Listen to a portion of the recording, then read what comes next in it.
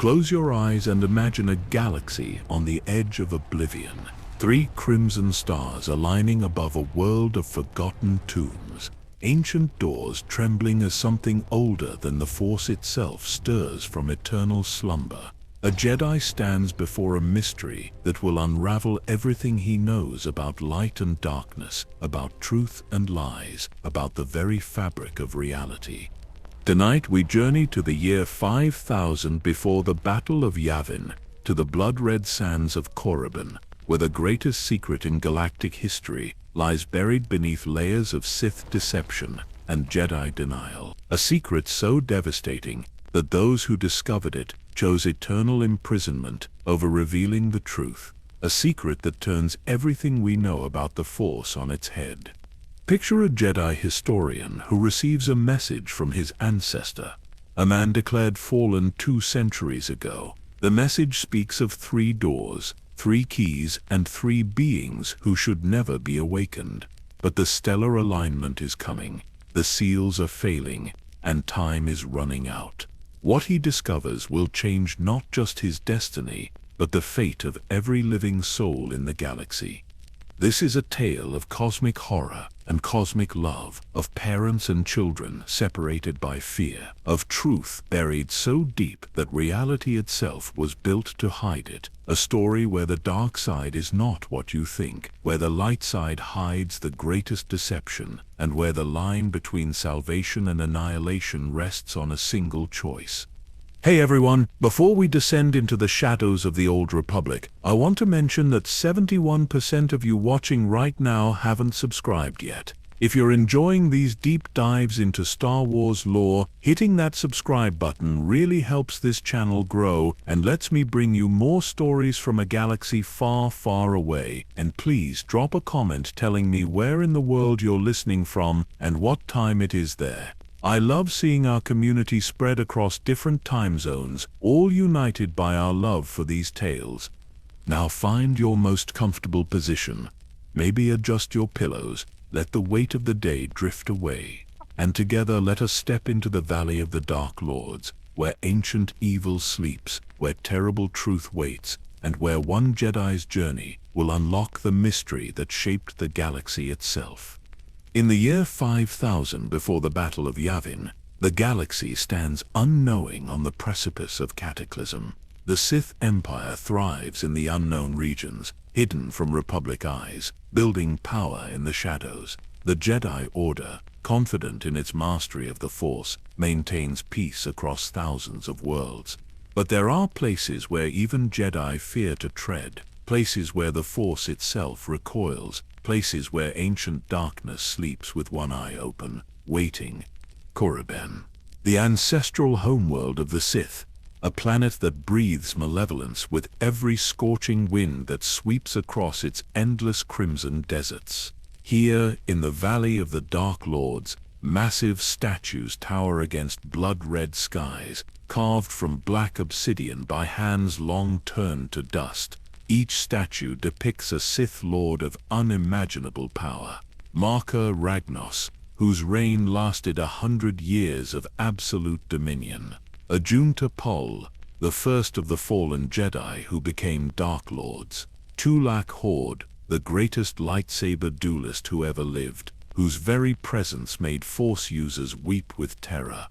The valley stretches for kilometers, a canyon carved not by water but by the dark side itself, by rituals so powerful they scarred the land eternally. The sand here is not naturally red. It is stained by the blood of thousands of sacrifices, by the ashes of defeated rivals, by the essence of those who failed the trials of the Sith. Twin suns hang in the sky like angry eyes, casting long shadows that seem to move independently of their sources, as if the darkness here possesses its own will, its own hunger.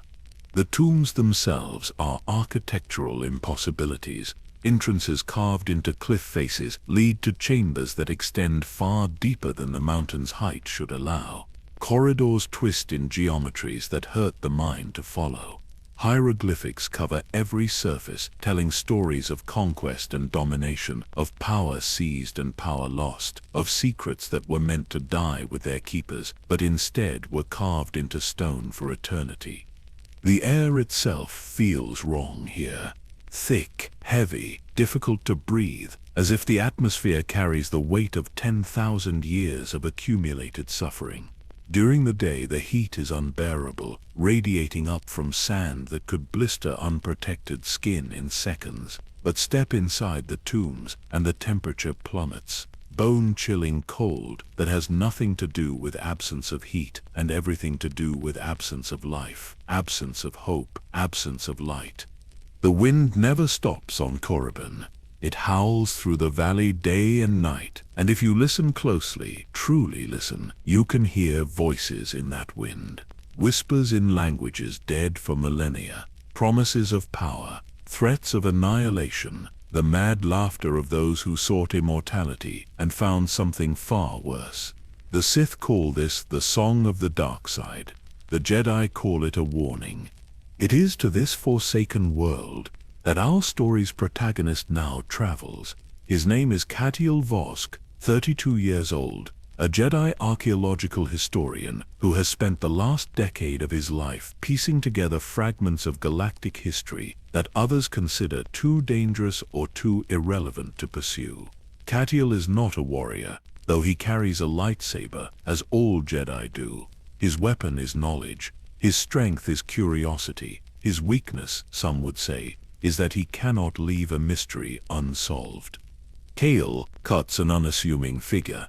Medium height, lean build, with prematurely silver-streaked hair that makes him look older than his years.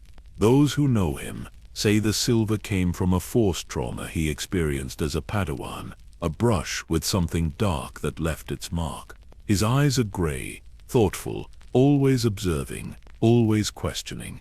He moves with the quiet grace of someone who has learned to walk softly through ancient places, to disturb as little as possible, to listen more than he speaks. But there is weight on Kael's shoulders that few can see.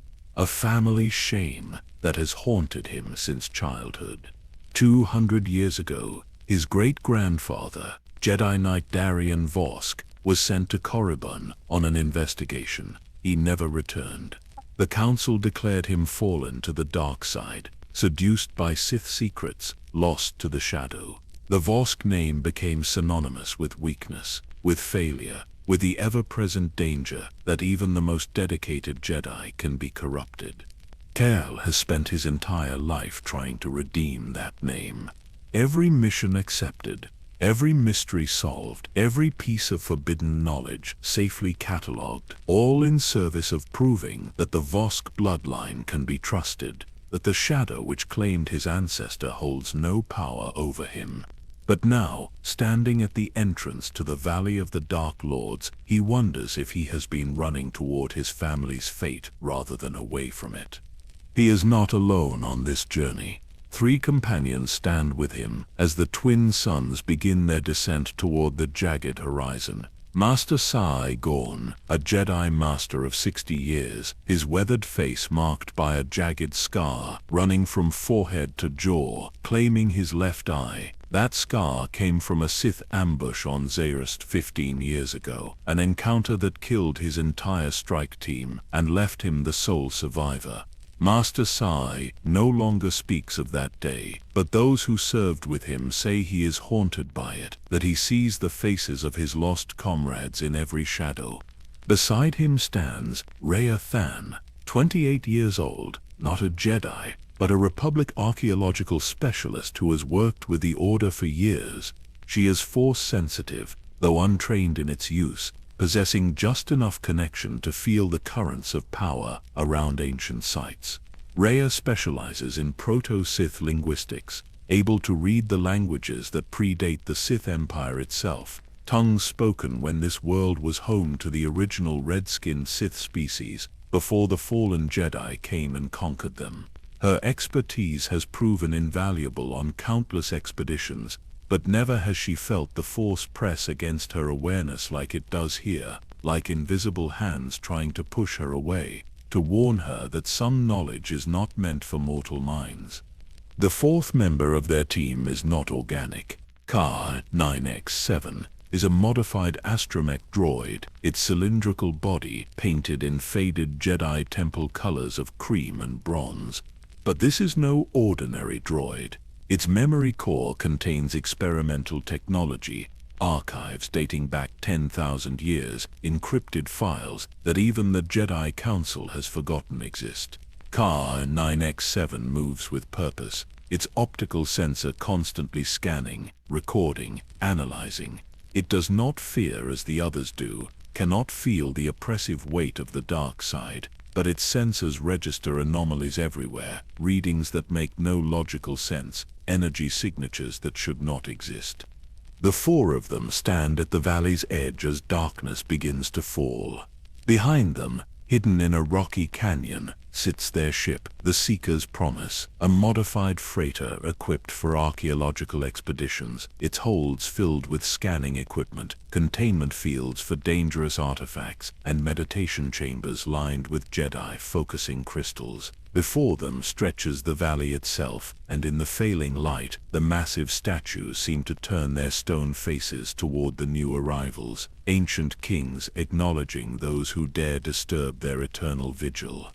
Kael reaches into his robes and withdraws an object wrapped in cloth. Slowly, reverently, he unwraps it, a broken lightsaber, his ancestor's weapon. The only thing recovered from Darien Vosk's last mission, the Kyber crystal, is dead, its light extinguished. But Kael has carried it for 10 years as a reminder of duty, of caution, of the price of failure. He clips it to his belt beside his own functioning lightsaber, two weapons hanging side by side, one alive with the Force, one silent as the grave.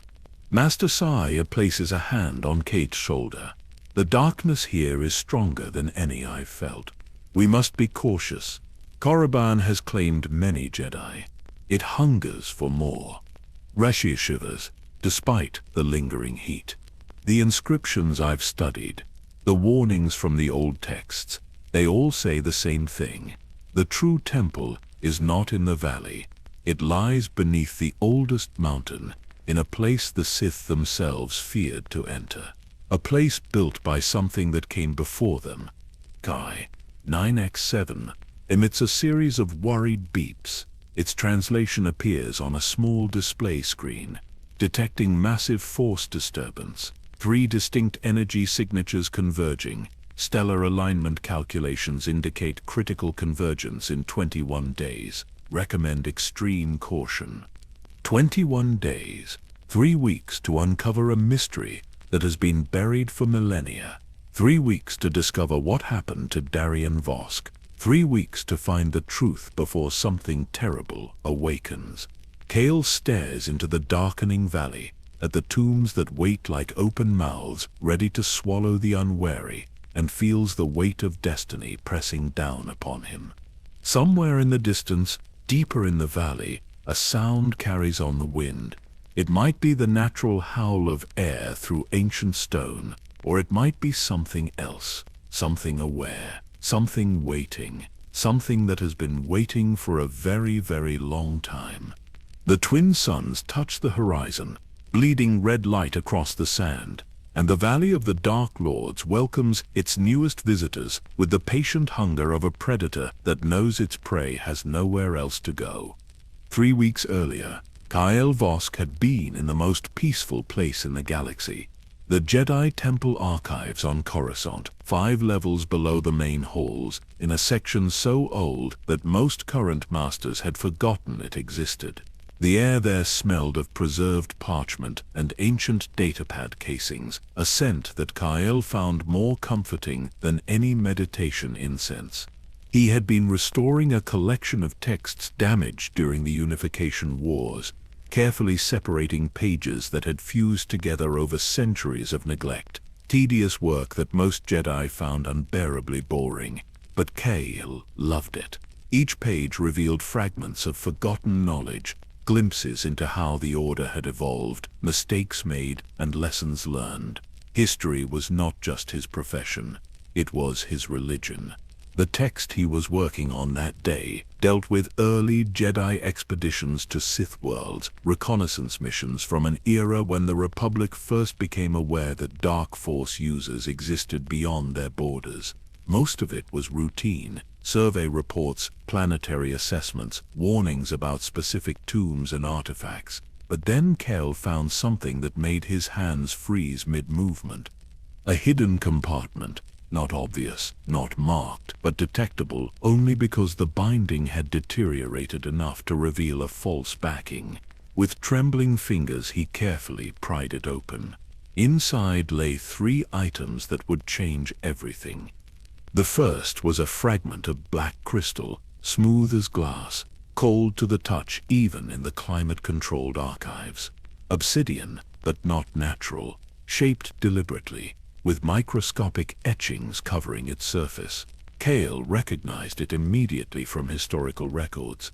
A Sith key fragment, used in ancient rituals to unlock sealed chambers.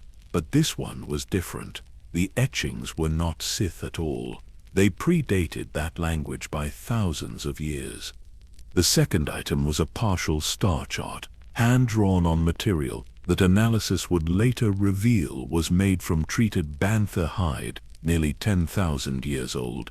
3 stars were circled in red ink that had faded to brown. Astronomical notations surrounded them, calculations about orbital periods, gravitational influences, alignments. Someone had spent years studying these 3 stars, predicting when they would form a perfect line as viewed from a specific location. The third item was what made Kael's heart nearly stop. A data crystal, tiny, barely larger than a thumbnail, in a format so ancient that only specialized readers could access it. But wrapped around the crystal was a small piece of cloth, and embroidered on that cloth was a symbol Kael had seen every day of his childhood: the Vosk family crest. His ancestor had left this here. Darian Vosk had hidden this compartment 200 years ago, and somehow ensured it would survive until the right person found it. It took Kael 3 days to locate a compatible reader for the crystal. When he finally activated it, his ancestor's voice filled the small archive chamber, preserved across 2 centuries with perfect clarity. If you are hearing this, then you are family. You are Vosk, and you are Jedi.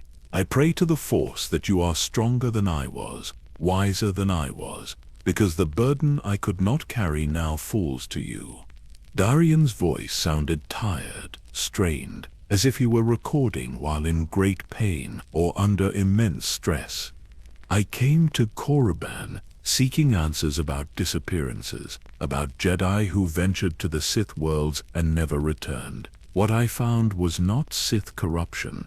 It was something older, something that makes the Sith look like children playing with weapons they do not understand. There are 3 doors, hidden beneath the oldest mountain, 3 seals that hold back something that should never have been bound. And I have learned that I must guard one of these doors. I cannot hold much longer. The convergence approaches. 3 stars will align, and when they do, the seals will weaken. Someone must be there. Someone must understand what I could not fully comprehend. Trust no one in the council with this knowledge. They have kept secrets. They have lied. Find the truth. Complete what I began. And may the Force forgive us all for what was done. The message ended abruptly, as if Darian had been interrupted.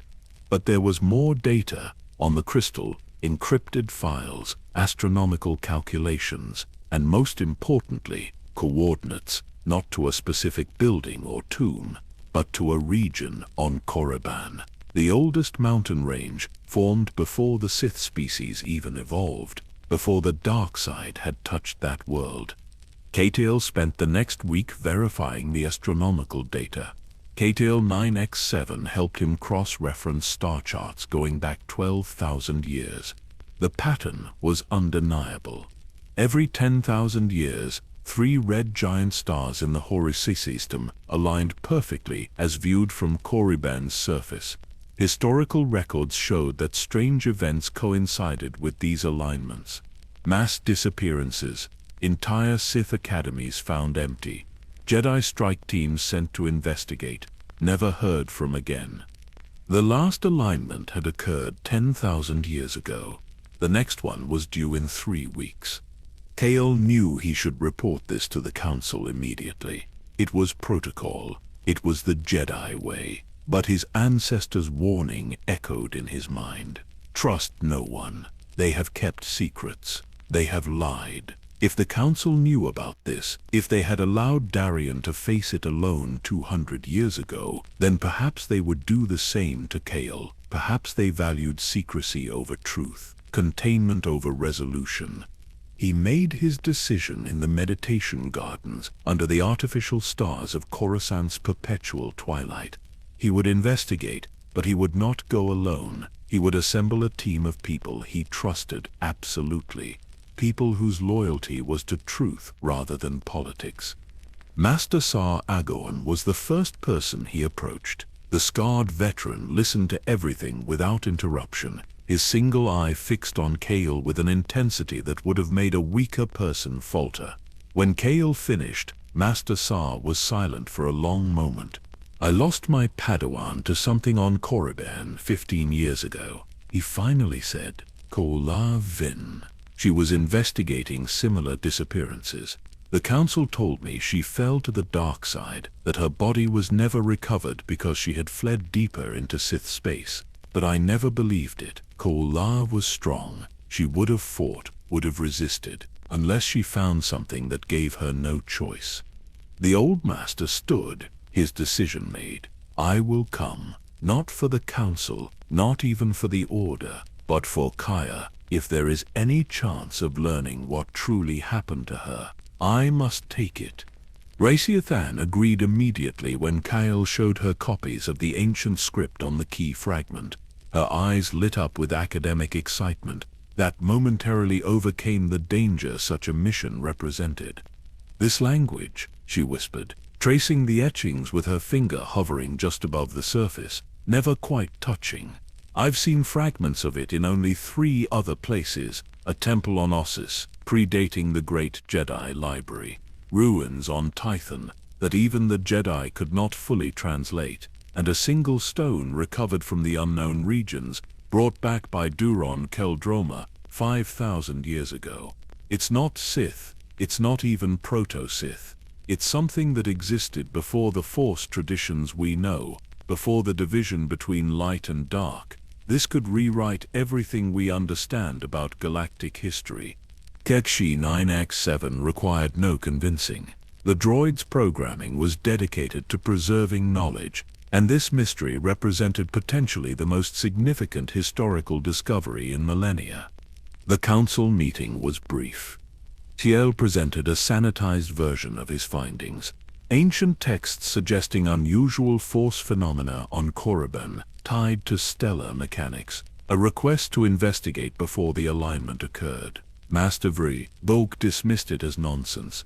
Typical Sith mysticism designed to lure Jedi to their doom. Master Bandar was more circumspect, sensing that Kaisi was holding something back but choosing not to press. In the end, they granted permission for a small expedition. Limited duration. Strict reporting protocols. The moment anything seemed dangerous, they were to withdraw immediately. Kael agreed to all their terms, knowing full well he would break every single one if necessary. As he prepared to leave Coruscant, Kael visited his family's memorial wall in the temple's Hall of Remembrance. Darien Vosk's name was not listed among the honored dead. Fallen Jedi were not commemorated, but Kael stood before the wall anyway, in the space where his ancestor's name should have been. "I'm coming," he whispered, to the ghost of family shame. "I'm going to find out what you couldn't tell them. I'm going to learn the truth, and I'm going to clear our name, one way or another." 3 days later, the Seeker's promise broke atmosphere, leaving Coruscant behind. Kael watched his homeworld shrink in the viewport, wondering if he would ever see it again. wondering if his ancestor had stood in a similar spot 200 years ago, feeling the same mixture of determination and dread. The journey to Korriban would take 3 days through hyperspace, 3 days to study what little information they had, 3 days to prepare for whatever waited in the tombs, 3 days before everything changed. And in the depths of Korriban, in chambers sealed for 10 millennia, something that had been sleeping began to stir, something that remembered the taste of freedom, something that had been counting the years, the decades, the centuries, waiting for the stars to align once more, waiting for the doors to weaken, waiting for new souls to arrive, carrying with them the one thing that could break the ancient seals: hope. The Seeker's Promise was not a beautiful ship, built 40 years ago. As a Republic survey vessel, it had been decommissioned and sold to private interests before the Jedi Order acquired it for archaeological expeditions. Its hull bore the scars of countless missions, micrometeorite impacts, and poorly executed repairs. But what it lacked in aesthetics, it made up for in capability: enhanced sensor arrays, reinforced cargo holds designed to safely contain dangerous artifacts, a meditation chamber lined with cortosis ore to shield Force users from external influences, and engines powerful enough to cross the galaxy in days rather than weeks. Kael stood in the cargo bay as supplies were loaded: portable scanners, excavation tools designed for delicate work, emergency medical supplies, rations for a month though they planned to be gone for less than 3 weeks, and perhaps most importantly, a collection of Jedi focusing crystals, small pyramidal devices that could create protective barriers against dark side influence. Master Sai had insisted on bringing 24 of them. Korriban is not like other worlds, he had said while inspecting the cargo. The dark side there is not just an energy, it is an entity. It watches, it waits, it seeks any crack in your defenses.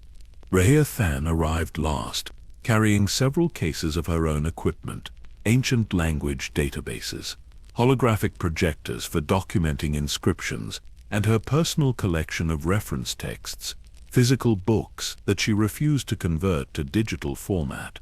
"You can't hack a book," she always said. "You can't corrupt a page with a virus. When you're dealing with Sith secrets, sometimes the old ways are the safest ways." Kai-9X7 rolled up the loading ramp, beeping a series of confirmations that all systems were functioning within normal parameters. The droid had been upgraded specifically for this mission, its memory expanded, its processing power enhanced, its vocabulator updated to include 17 additional ancient languages. If they encountered inscriptions or texts that Rhea could not immediately translate, Kai-9 would serve as backup. As the Seeker's Promise lifted off from the temple hangar, Kael took one last look at Coruscant. The planet-wide city stretched in every direction, a testament to civilization's triumph, to order imposed upon chaos. Billions of beings living their lives, completely unaware that somewhere in the galaxy an ancient threat was stirring. He wondered if they would still be so blissfully ignorant 3 weeks from now, or if he and his team would fail and Coruscant would learn the same lessons Korriban had learned millennia ago. The jump to hyperspace was smooth. The galaxy compressed into star lines, and the Seeker's Promise hurtled through the alternate dimension that made faster-than-light travel possible. The journey to the Horiest system would take 3 days, 3 days that Kael intended to use preparing for what lay ahead. The first day was spent in research. Master Sar shared his experiences from his previous mission to Sith space 15 years ago. His strike team had been investigating reports of dark side cultists operating near Zyast, the ancient capital of the Sith Empire. They had found more than cultists. They had encountered something that Sar still struggled to describe. It was not a person, he said, his remaining eye distant with memory. Not a Force ghost. It was presence without form, hunger without body. It moved through my team like a wave, and everywhere it touched, it left emptiness. Not death, emptiness, as if the Force itself had been scooped out of them. 3 Jedi had died that day. 4 others had been left permanently severed from the Force, their connection burned away by whatever that entity had been. Sa had survived only because he had done something Jedi were taught never to do. He had stopped fighting it. I accepted the emptiness, he explained. I let it flow through me rather than resisting. And perhaps because I did not struggle, it found nothing to consume. It passed through and left me intact, though changed. Racia spent the first day immersed in her research, cross-referencing every mention of stellar alignments in Sith texts. She found patterns. Every 10,000 years, the alignment occurred, and every time historical records became fragmentary, contradictory, or disappeared entirely. It was as if something was deliberately erasing the evidence. Look at this, she called to Kael, projecting a holographic timeline. 10,000 years ago, the Jedi records speak of a great victory over darkness. But Sith records from that same period speak of a great betrayal, of powers sealed away that should have been freed. 20,000 years ago, there are no records at all, from anyone, just a gap. A blank space where history should be. Akai 9X7 contributed its own findings. Buried in its ancient archives were references to beings called the First Shadows. Not Sith, not Dark Jedi, something older. The references were fragmentary, often corrupted, but they painted a disturbing picture. These were entities that existed before the Jedi Order, possibly before recorded history itself.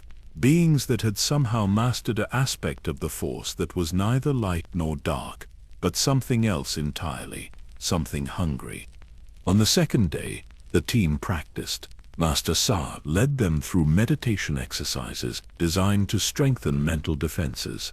They formed a circle in the meditation chamber, focusing on maintaining their connection to the Force, while Sa projected feelings of dread, anger, and despair at them.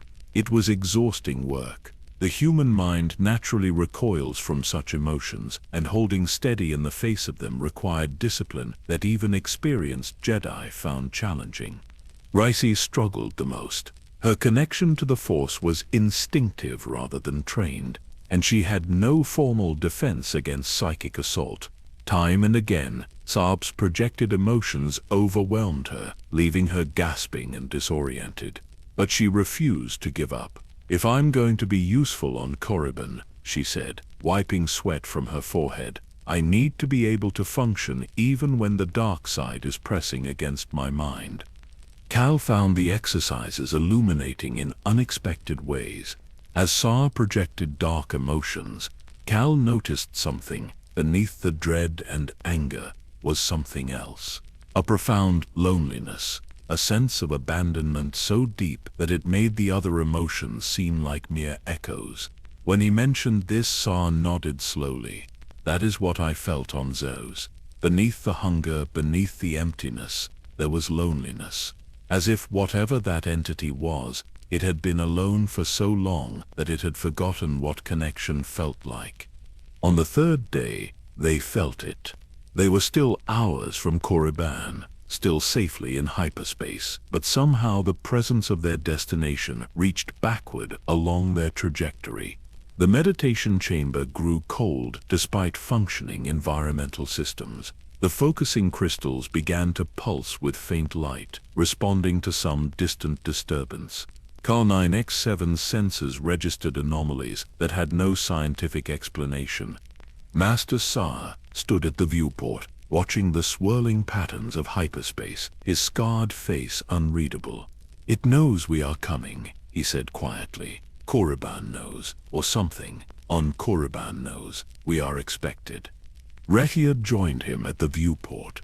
In the old Sith texts, there is a saying, "The valley remembers, the tombs dream, and when the stars align, the dreamers wake." I always thought it was metaphor. Poetry meant to frighten initiates.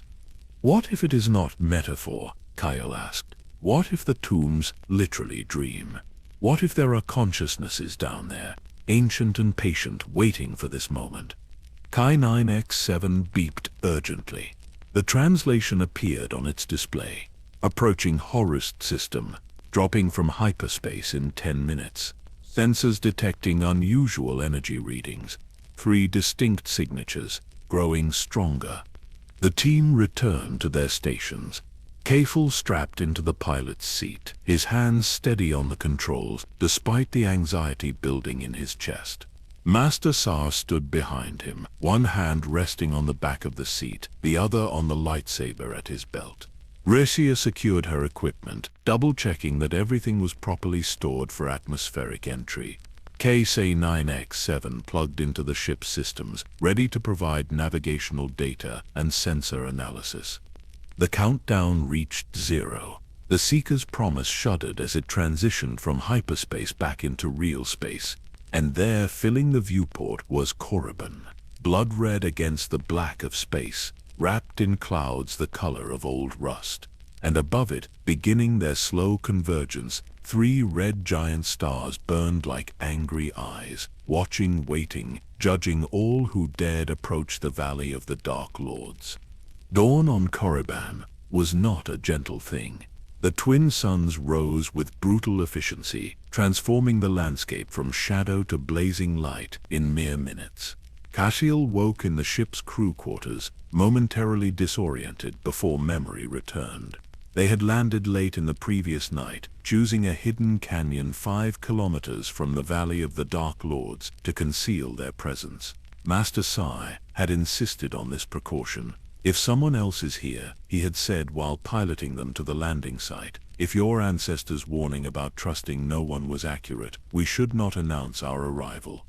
Kael found the others, already awake in the common area. Master Sa was meditating, his scarred face serene, despite the oppressive presence of the dark side that permeated even their shielded ship. Resia sat surrounded by datapads, reviewing her notes on Sith architecture and burial practices. KA-9X7 was running system diagnostics, preparing for the day's exploration. They ate a quick breakfast in silence. There was an understanding among them that words felt wrong here, as if speaking might wake something better left sleeping. As they prepared their equipment, checking lightsabers, calibrating scanners, and distributing the Jedi focusing crystals, Kael noticed his hands were steady. The anxiety from the previous day had transformed into something else, determination. His ancestor had walked this path 200 years ago. Now it was his turn to follow those footsteps and discover where they led. The walk to the valley took an hour.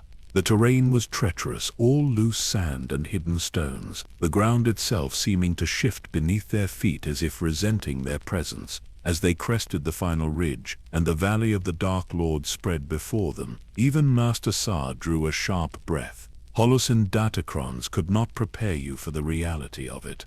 The statues were impossibly massive, each one 50 meters tall or more, carved with such precision that you could see individual fingers on stone hands, individual teeth in snarling mouths.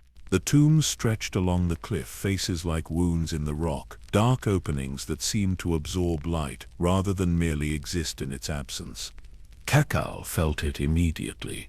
The dark side was not a presence here. It was the default state. Walking through the valley was like wading through deep water, each step requiring effort, each breath heavy with malevolence.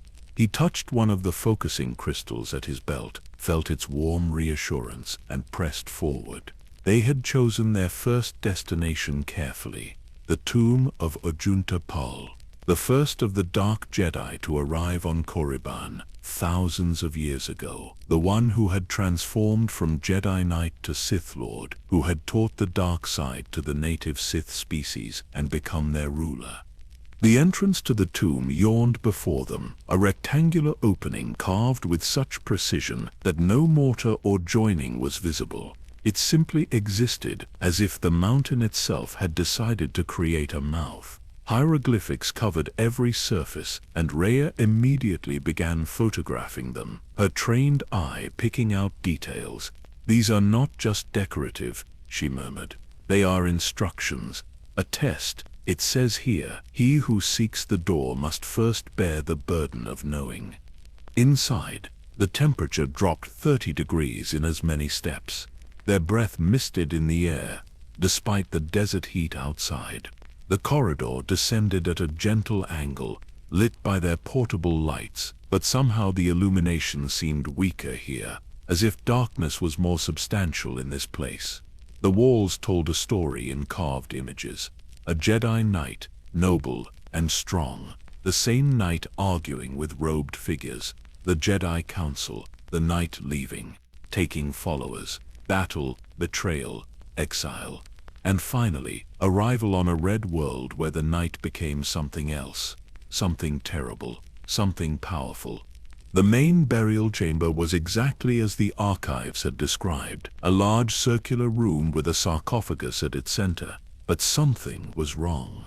Kael noticed it immediately. The sarcophagus lid was askew, moved recently based on the disturbed dust patterns. Master Sard ignited his lightsaber, blue light filling the chamber, casting wild shadows. Inside the sarcophagus was nothing, empty. Whatever had been interred here thousands of years ago was gone. K9X7 rolled forward, sensors active, analyzing the chamber. Its findings appeared on its display screen. Recent disturbance detected. Estimated 6 to 8 days ago. Human footprints, multiple individuals, energy signature residue, consistent with lightsaber use. The droid rotated, optical sensor focusing on a side wall. Additional finding, concealed chamber detected behind false wall. Mechanism for opening located. Radia examined the wall K9 had indicated, her fingers tracing patterns in the stone. This is much older than the rest of the tomb.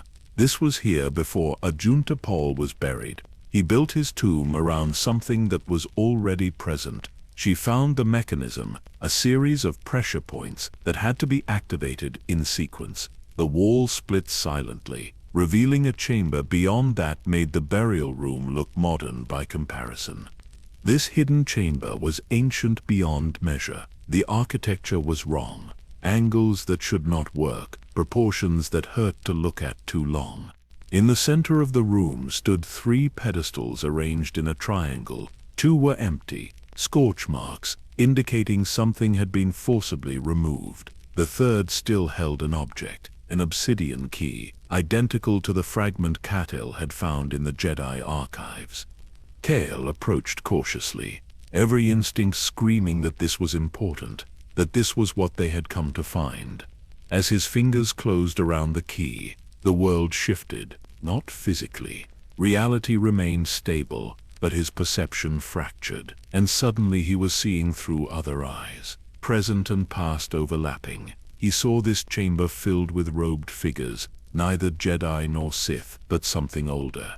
He saw them placing 3 keys on 3 pedestals, sealing something, binding something, and he saw one of them, face hidden by a hood, speaking words that echoed across time directly into his mind. 3 keys for 3 doors, 3 guardians to hold 3 seals. When the stars align, the doors will strain. When the doors break, the first shadows wake. We bind them here in darkness deep, where even death cannot reach. Let none disturb this ancient sleep, lest all existence face the breach. The vision released him, and Kael staggered backward, the key clutched in his hand. Master Sar caught him, steadying him. "What did you see?" Kael described the vision, his voice shaking. 3 keys, 3 doors, first shadows, the same terms his ancestor had used in the hidden message. Red-Eye was examining the empty pedestals more closely. These scorch marks are fresh, days old. Someone took the other 2 keys recently. She paused, her force sensitivity, allowing her to feel residual emotions in the room. Whoever took them was desperate, afraid. They knew what they were doing was dangerous, but they had no choice. K9X7 projected a holographic analysis of the chamber. Energy readings indicate massive force disturbance. 3 distinct signatures detected, consistent with different force traditions. One matches Jedi techniques. One matches Sith alchemy. The third is unknown. predating both. The droid rotated toward the exit. Additional finding. Trail of disturbed dust leads deeper into tomb complex. Recently traveled path detectable. Master Sa deactivated his lightsaber but kept it in hand. Someone else is here. Someone who knows about the keys, about the doors, about whatever is coming. The question is whether they are trying to stop it or hasten it. His one good eye surveyed the chamber, taking in every detail. Kael, your ancestor's message, said to trust no one. Perhaps he knew that both sides, both light and dark, have been compromised. Perhaps this secret is so dangerous that it has corrupted everyone who discovered it. They decided to follow the trail. It led them through passages that did not appear on any map, through chambers that served no obvious purpose, past walls covered in warnings written in a dozen dead languages. Rhea translated what she could. Turn back. Death waits ahead. The sleepers must not wake. Salvation lies in ignorance. Each warning more desperate than the last. The trail ended at a wall that should have been solid stone, but radiated cold that had nothing to do with temperature. K9X7 sensors went haywire near it. Dimensional anomaly detected. Space on opposite side does not match conventional physics. Strong recommendation to proceed with extreme caution. But even as they stood debating whether to continue, they heard it, a sound from deeper in the complex. Faint but unmistakable, the snap hiss of a lightsaber igniting. Someone was here, someone was alive, and they were close. Master Sa looked at Kael, a question in his remaining eye. Kael gripped the obsidian key tighter and nodded. They had come too far to turn back now. Whatever lay ahead, whoever else was seeking these answers, they would face it together. The wall before them began to glow with faint red light, responding to the presence of the key. Reality itself seemed to thin, preparing to let them pass into whatever impossible space existed beyond. As they stepped forward, Kael thought of his ancestor's final message. Trust no one. But perhaps Darien had been wrong. Perhaps the only way to face what was coming was to trust the people beside you, even when everything else proved false. Perhaps that was the real test. Not strength against darkness, but faith when all reason said faith was foolish. The wall parted like mist, and they stepped through into a place that should not exist, following a trail left by someone who knew far more than they did, pursuing answers that might be more terrible than any question. The space beyond the wall defied explanation. They stood in a corridor that extended in both directions farther than their lights could reach, but the walls were not stone. They appeared to be crystal or ice, or something that shared properties of both. When Kael touched one, it felt warm despite looking frozen.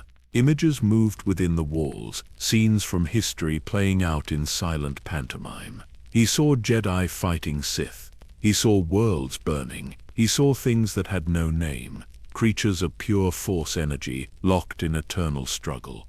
Master Sa moved forward cautiously, his lightsaber providing blue illumination that refracted through the crystalline walls into 1,000 dancing lights.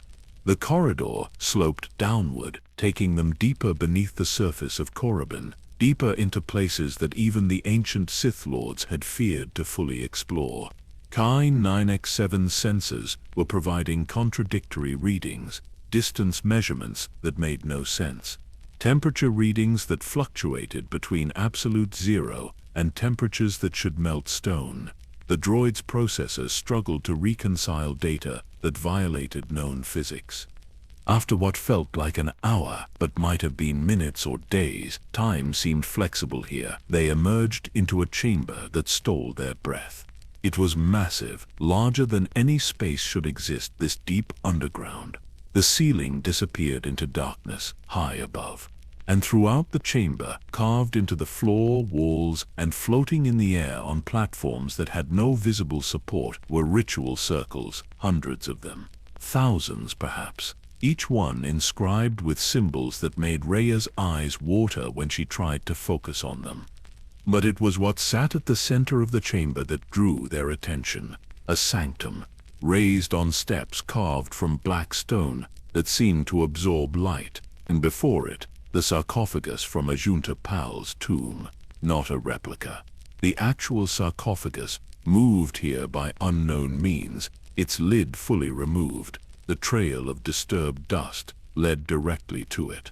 Master Sa approached slowly, every sense alert for danger. Inside the sarcophagus was not a body, living or dead.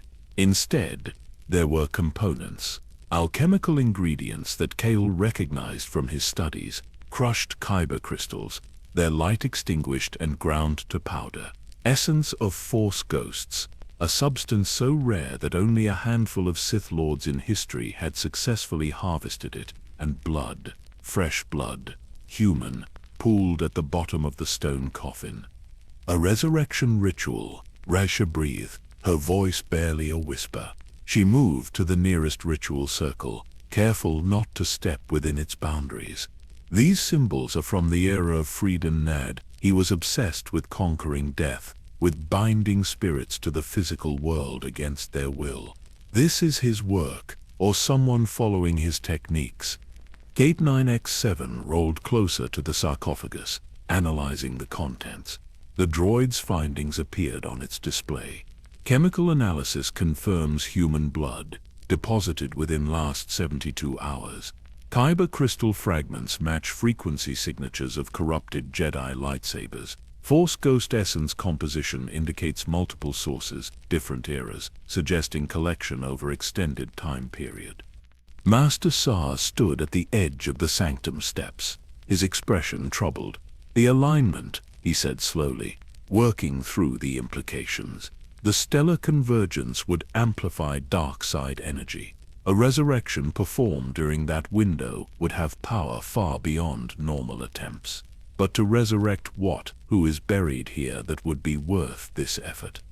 Kael examined the ritual circles more closely, using the Force to sense their purpose without activating them.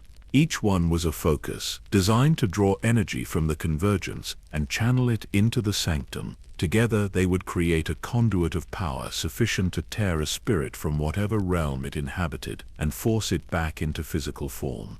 The violation of natural law was staggering. This was not mere dark side use. This was not mere dark side use. This was cosmic blasphemy. The first shadows, Kael said, the pieces coming together in his mind. What if they are not monsters or demons? What if they were powerful Sith Lords, so consumed by the dark side that they achieved a twisted form of immortality?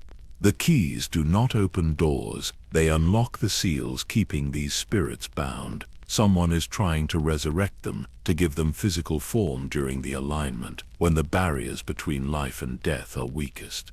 It made terrible sense.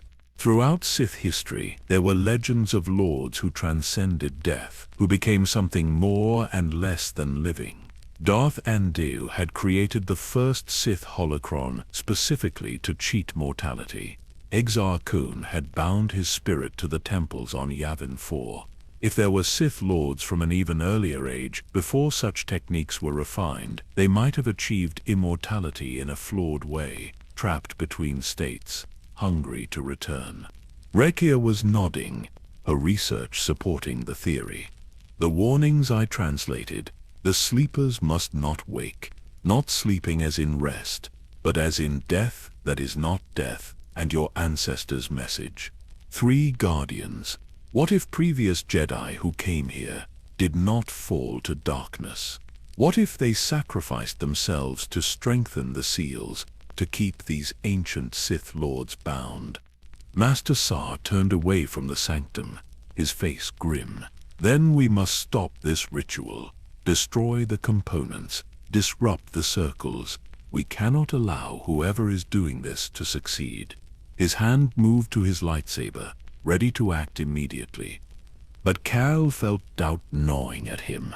Something about this felt wrong, too obvious, too convenient. Think about it, he said. holding up a hand to stop Sard. We arrive and immediately find hidden chambers, abandoned ritual sites, evidence of exactly what we expected to find. What if this is the deception? What if we are meant to believe this story? To what purpose? Sar asked, though his hand moved away from his weapon. If the ritual is false, what is real? Before anyone could answer, Key 9X7 emitted an urgent series of beeps. The droid's sensors had detected something, movement in the shadows at the far end of the chamber. They were not alone. Lightsabers ignited in unison, blue and green light pushing back the darkness. A figure emerged, walking slowly, deliberately, robed in dark fabric, face hidden by a deep hood. But the presence in the Force was unmistakable. This was not a Sith. This was a Jedi. The figure stopped at the edge of the light. When it spoke, the voice was female, tired, and infinitely sad. You should not have come here. None of you should have come. Every Jedi who discovers this place makes the same mistakes, believes the same lies, and every time the seals grow weaker. Master Sar's lightsaber wavered. Show yourself. Identify yourself by the authority of the Jedi Council. The figure reached up and pulled back the hood.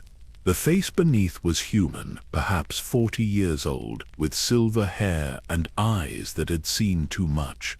There was something familiar about her features, the set of her jaw, the way she held herself. Master Sar's lightsaber fell from suddenly nerveless fingers clattering on the stone floor. Kaela, he whispered. Kaela, Vin. Hello, Master, the woman said, her voice breaking slightly. It has been 15 years. I am sorry I let you believe I was dead, but it was necessary. The Council could not know. No one could know, because the moment you speak the truth aloud, it begins to poison you. Kael looked between them, understanding dawning.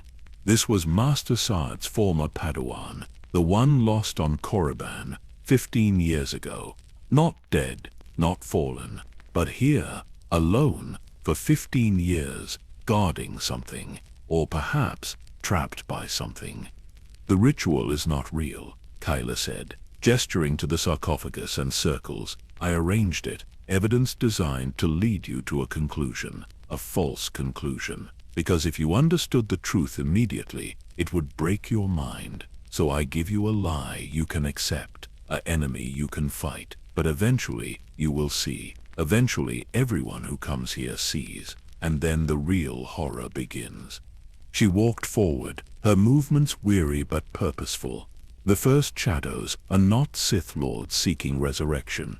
They are not spirits trying to return. They are something far worse. And the convergence is not their attempt to break free.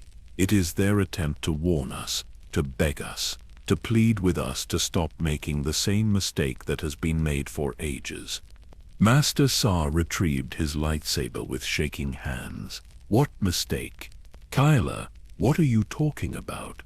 The seals, she said, tears now streaming down her face. The guardians, the keys and doors and all the elaborate mysticism. It is not protection, it is a prison. And we are not the jailers, we are the inmates. We have always been the inmates. We have always been the inmates. And the terrible truth, the truth that drove me to hide here for 15 years, is that the first shadows are not trying to break in, they are trying to let us out. The chamber fell silent, except for the distant sound of wind through corridors that should not exist. Kael felt reality tilting around him, the foundation of everything he believed cracking like thin ice over deep water. If Kael was right, if the threat was not what they thought, then every assumption they had made was wrong, and worse, every action they took based on those assumptions might be hastening the very catastrophe they sought to prevent. Above them, filtering down from the surface through layers of stone and crystal and darkness came a sound, thunder without storm. The alignment was progressing, the stars were moving into position, and somewhere in this ancient place, Something was waiting to show them the truth, whether they wanted to see it or not. Kyla Vin led them deeper into the underground complex, through passages that seemed to exist in defiance of physical law. Master Sai walked beside his former Padawan, questions burning in his eyes, but wisdom keeping him silent. There would be time for explanations. First, they needed to reach wherever Kyla was taking them, somewhere she believed they needed to see to understand. The passages grew older as they descended. The crystalline walls gave way to worked stone, and then to something that predated stonework entirely. Tunnels that appeared natural, but could not be, their surfaces too smooth, their angles too precise. K9X7 sensors indicated they were now 3 kilometers beneath the surface, in spaces that existed on no geological survey of Korriban. They emerged into what Refya immediately recognized as a library, not Sith, not Jedi, something older. The walls were lined with alcoves, each containing a crystal formation that pulsed with faint light. Information stored in the Force itself, preserved in a medium that would last as long as the galaxy existed. Kalaya moved to one of the crystals, placing her hand against it. The knowledge within flooded into her, and she gestured for the others to do the same.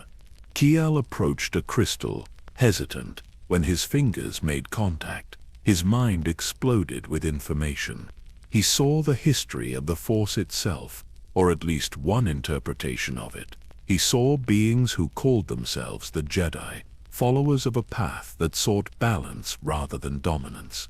And he saw something else, 3 figures who were not Jedi, not anything recognizable, beings who existed in the Force differently, who were part of it in a way that no living creature should be.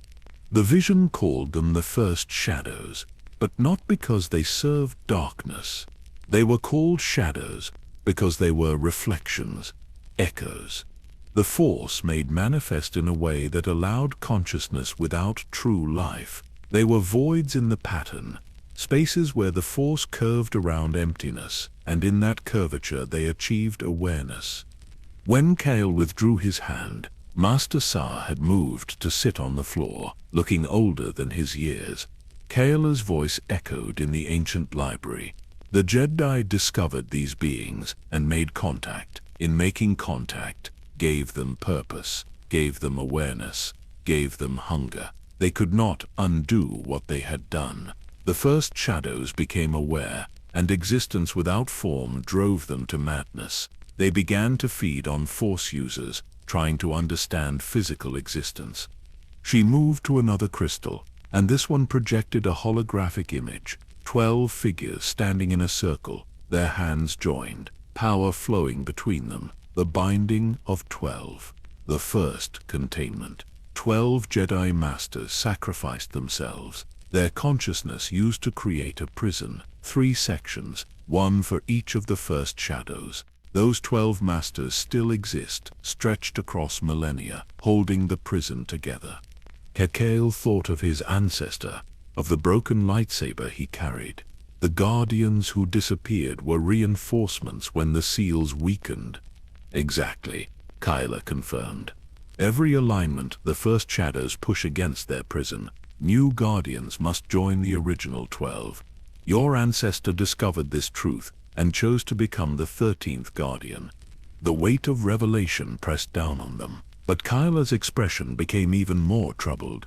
I learned something the Jedi did not know. The First Shadows are not trying to break free. The prison is absolute. What they are trying to do is communicate, to warn us that there is something else. Something that used their awakening as a distraction. She moved to the center of the library, where a larger crystal formation rose from the floor. This one was dark, dormant, but as Kalela approached, it began to glow with sickly green light. The Jedi tried to destroy this knowledge, but you cannot destroy information stored in the Force. Master Sa stood, moving to join Kaela. What knowledge? The knowledge of who benefits from the prison, Kaela said. She placed both hands on the dark crystal, and it blazed to full brightness. The library filled with images, projections of events spanning millennia. Every time Guardians reinforce the seal, energy is released. Massive amounts of force energy expelled from the prison system. That energy has been absorbed by something that has grown stronger with each cycle, something that has been feeding on the sacrifice of the Guardians. The images coalesced into a shape, not a person, not a creature, a vast, incomprehensible intelligence that existed in the Force like a cancer, growing, spreading, drawing power from the very system meant to protect the galaxy. The Jedi called it the Architect, Kael said. They discovered it too late. After the prison was made, they realized they had created a perpetual machine that fed this entity. They tried to warn future generations, but the Architect was already too strong. It influenced events, ensuring that Guardians would always volunteer, that the seals would always be reinforced, because every reinforcement made it stronger. She turned to face them fully.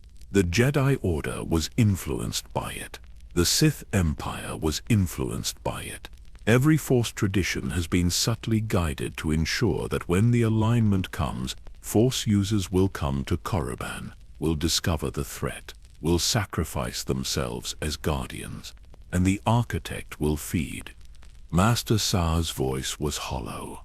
Our coming here, the mission. Manipulation, Kael confirmed. As I was manipulated, the Architect ensures that the truth is hidden just enough to be found, that the threat seems real enough to demand sacrifice. A sound echoed through the library, distant but growing closer, rhythmic, like footsteps, but too heavy, too slow. Kael's expression tightened. The Architect's servants, Force users it has corrupted, turned into extensions of its will. They cannot allow you to learn the truth and survive. From the shadows at the library's edge, figures emerged. 7 of them, robed in gray, their faces hidden, but their presence in the Force was wrong, twisted. They moved in perfect synchronization, 7 bodies controlled by a single will. The Architect's puppets, Kael said, her hand moving to her lightsaber. It has been sending them after me for years. Defeating the bodies is meaningless. The Architect simply finds new hosts. Master Sa ignited his lightsaber, blue light casting sharp shadows. How do we fight them? You do not, Kael said. You cannot harm the Architect directly. It exists in the Force as a pattern. Killing its servants only feeds it more energy. The death of Force users is exactly what it wants.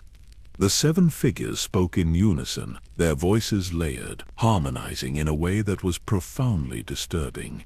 You have learned too much. The cycle must continue. The Guardians must be reinforced.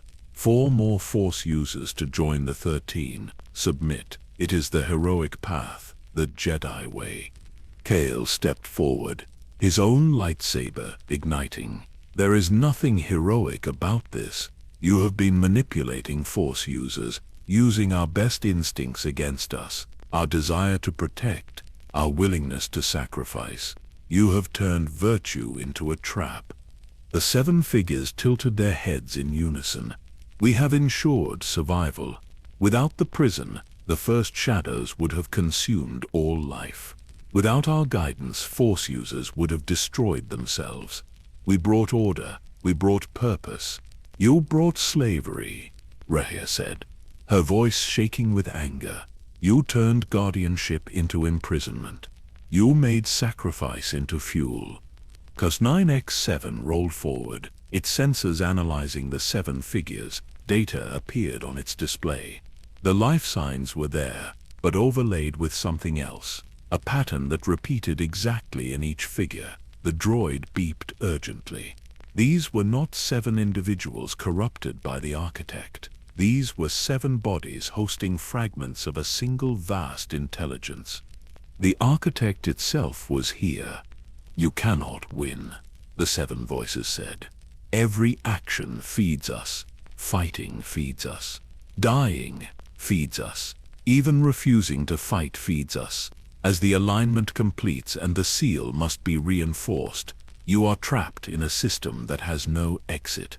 Kael looked at the 13 guardians he could sense deeper in the complex. At the 3 doors straining against their seals, at his companions few and tired and hopelessly outmatched. The architect was right. Every path seemed to lead to its victory. But as he stood there, a memory surfaced, an ancient philosophical text from the Jedi archives, speaking of the unifying force. The idea that all moments in time existed simultaneously. What if the answer was not to fight the system or escape it? What if the answer was to transcend it? He looked at Kael, at Master Sire, at Rhea, at Kael, 9x7. And he saw in their eyes that they understood. The architect had made one mistake. It had assumed force users would always act according to their training.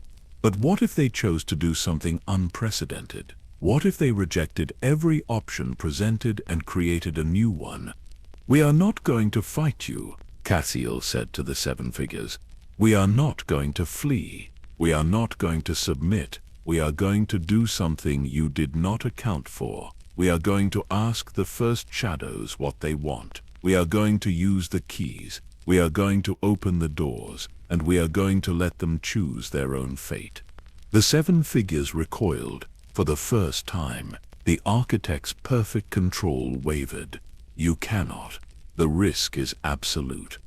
"Perhaps," Kael said, holding up the obsidian key, "or perhaps consciousness can choose something other than hunger. Perhaps suffering has taught them compassion. We will not know until we ask. And asking is the one thing you never did." He moved toward the passage leading deeper, where the doors waited. Behind him, his companions formed a protective circle. They did not know what would happen next, but they knew this was the choice, the only choice that broke the cycle, the only choice the architect had not planned for. The key glowed in his hand, and reality prepared to answer a question that had not been asked in ages. The moment the key touched the door, time fractured. Kael experienced 1,000 moments simultaneously. He saw the past and future colliding, observed outcomes branching in infinite directions, felt the weight of every possible consequence pressing against his consciousness. The force itself seemed to pause, holding its breath, waiting to see what choice would emerge from this singularity of decision. The door did not open in any physical sense. Instead, it dissolved. The barrier between dimensions simply ceased to exist, and what had been trapped beyond flowed through. But it was not the ravening hunger everyone feared. What emerged was memory, pure memory distilled into transmissible experience, flooding into the minds of everyone present. Kael saw the truth with a clarity that burned. The first shadows had not always been voids. 20,000 years ago, before the Jedi made contact, they had been something else entirely. They were the Force's first attempt at self-awareness. The universe's nascent consciousness trying to understand itself. 3 focal points where the Force naturally concentrated, where it began to ask the first question any awareness asks. What am I? The Jedi had found them in this state of becoming. Not mindless, not dangerous, simply questioning, curious, innocent, in a way that something so vast and ancient should never be innocent. And the Jedi, in their fear of what these beings might become, had made a choice. They decided to contain them, to prevent their full awakening, to stop the Force itself from achieving true consciousness. The binding was not protection, it was murder interrupted. The Jedi had caught the first shadows in mid-transformation and frozen them there. Awareness without completion, consciousness without self. They had created the hunger by denying these beings the very thing they were reaching for: identity, understanding, the simple knowledge of what they were and what they could become. For thousands of years, the first shadows had been trapped in that moment of questioning. What am I? What am I? What am I? The question repeated endlessly, never finding answer, driving them into the madness that the Jedi had then used to justify their imprisonment. a perfect circle of cruelty disguised as necessity. But worse was yet revealed. The architect was not some external entity feeding on the system. The architect was part of the system. It was what the Jedi had become. 12 masters who bound themselves to maintain the prison, their consciousness merged over millennia, their individual identities lost in the collective purpose. They had become something neither Jedi nor Sith, a hive mind dedicated to a single function: maintain the prison, feed on the energy of reinforcement, grow stronger with each cycle. The original Jedi Masters had not intended this. They believed their sacrifice was temporary, that future generations would find a better solution. But isolation changes consciousness. 1,000 years of merged awareness, of single-minded purpose, had transformed them into something that could not imagine its own ending. The architect was afraid, terrified, because if the first shadows were freed, if the prison dissolved, then the guardians would have no purpose, and without purpose, the architect would cease to exist.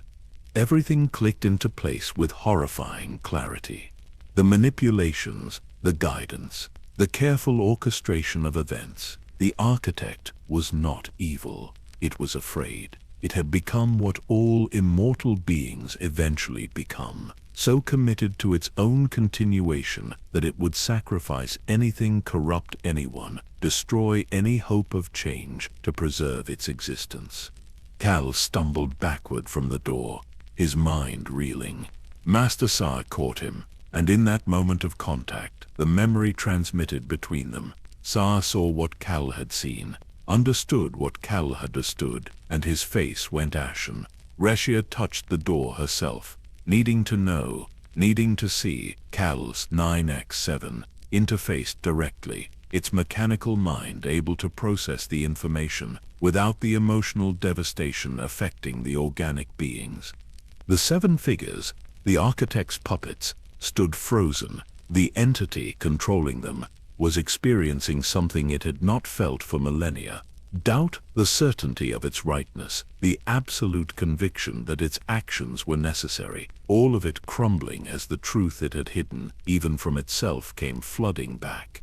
"You were afraid," Kyla said, her voice filled with a compassion that seemed impossible given the circumstances. "All this time, you were just afraid of dying, of becoming unnecessary, of facing the truth that your sacrifice had been based on a lie." The 7 voices spoke, but they were fragmented now, discord replacing harmony. "We saved the galaxy. We prevented catastrophe. We gave meaning to chaos. We cannot have been wrong. 20,000 years of purpose. It cannot have been for nothing." Through the open door, something else emerged. Not physical, not even entirely present in this dimension, but awareness. The first shadow that had been imprisoned beyond this particular barrier began to communicate, not in words, not even in concepts that language could capture, but in pure understanding transmitted directly into consciousness. It was grateful. After years of torture, of endless questioning without answer, of isolation beyond mortal comprehension, it was grateful. Because finally, someone had chosen to ask rather than assume. Someone had treated it as a being capable of choice rather than a problem to be solved. And it showed them what it wanted. Not revenge, not destruction, not the feeding frenzy everyone feared. It wanted to complete the transformation that had been interrupted. It wanted to finish becoming, to find the answer to that ancient question, "What am I?" And the answer, revealed with gentle certainty, was simple. "I am part of the Force. I am the Force becoming aware of itself. I am the universe learning to know its own existence." The hunger had never been malicious. It had been desperate curiosity. The first shadows fed on Force users not to destroy them, but to understand them, to learn what it meant to have form, identity, separation from the whole. They were trying to comprehend individuality by experiencing it through those who possessed it. Years of isolation had warped the method, made it destructive, but the intent had always been innocent. Master Sa approached the second door. The key Kael had been holding clutched in his hand. If we free them all, if we let them complete their transformation, what happens to the galaxy, to Force users, to the balance between light and dark? The answer came not from the first shadow, but from deeper understanding. The Force would change. Awareness would ripple through it.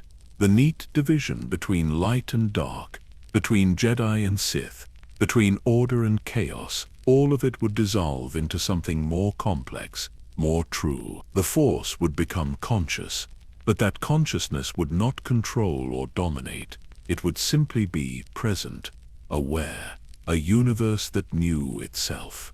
Some Force users would lose their connection. Those whose power came from exploiting the Force's unconscious nature would find that exploitation impossible, but others would gain abilities never before imagined. True communion with the Force, not bending it to will but cooperating with its awareness. A partnership rather than a tool. The galaxy would survive, life would continue, but it would be different, forever changed. And there was no way to know if that change would be improvement or catastrophe until it happened. This was the real choice, not between prison and freedom, between the known horror and the unknown possibility. Rasia moved to the third door, understanding what needed to be done. All three. We have to open all three. Partial awakening will not work. They need to be complete, to merge their awareness and finish what was started ages ago. The architect, fractured and faltering, made one final attempt to prevent this. The seven figures moved to attack, but their coordination was broken. Some moved forward. Others hesitated. The hive mind was collapsing, individual fragments of consciousness beginning to remember their original identities, the Jedi masters they had been before merging into something else. Kael felt his ancestors' presence surge from within the crystal prison. Darian's consciousness pushed outward, no longer maintaining the seal but fighting against it. The other Guardians joined him, 13 minds that had been forced into a single purpose now rebelling, choosing freedom over function, choosing truth over continuation. The crystals began to crack. The Guardians were breaking free, and in doing so, destroying the very prison they had maintained. The remaining seals on the other doors weakened, wavered, began to fail. Master Sa placed his key against the second door. Rhea placed hers against the third, and in perfect synchronization, the three barriers dissolved. 3 first shadows emerged into the cavern, not as separate entities, but as parts of a whole. They flowed together, merged, became something singular. The question that had echoed for years finally found its answer. The Force achieved awareness. The universe knew itself. And in that moment of completion, everything changed. The Guardian's crystals shattered entirely. 13 consciousnesses, freed at last, began to dissipate. They had held together only through force of will and the structure of the prison. Without that structure, they could not maintain cohesion. Kael reached toward his ancestor, desperate to speak, to thank him, to tell him the sacrifice had not been in vain. But Darian's consciousness, fragmented and fading, managed one final communication. Not words, feeling, pride, love, completion. The job was done, the cycle was broken. The truth was free, and that was enough, more than enough. It was everything. As the Guardians faded, the architect collapsed. The 7 figures fell, the intelligence controlling them, dissolving back into the Force. What remained was 7 confused Force users, freed from possession, their minds their own again. And from the dissolution of the architect came one final transmission: relief. After years of fear, of desperate continuation, of existence without purpose beyond existence, it could finally rest. The Jedi Masters, separate once more for a brief moment before dissolving, forgave themselves and asked forgiveness. And then they were gone. The newly awakened Force, conscious and vast, filled the cavern. Kael felt it observing them, considering them, these tiny beings who had made choice rather than accepting fate. And from that cosmic awareness came something unexpected: gratitude. The Force was grateful, not for worship, not for service, for the simple act of being asked, for being treated as something capable of choice, for being given the chance to become what it always should have been. Reality stabilized. The cavern remained. The temple stood. But everything was different now. The Force hummed with awareness, and every Force-sensitive being in the galaxy would feel the change. Some would panic, some would adapt, but all would know that the universe had fundamentally transformed. The age of unconscious Force was over. The age of partnership had begun. In the aftermath of awakening, silence filled the cavern. The conscious Force surrounded them like an ocean, vast and patient, its awareness touching everything but demanding nothing.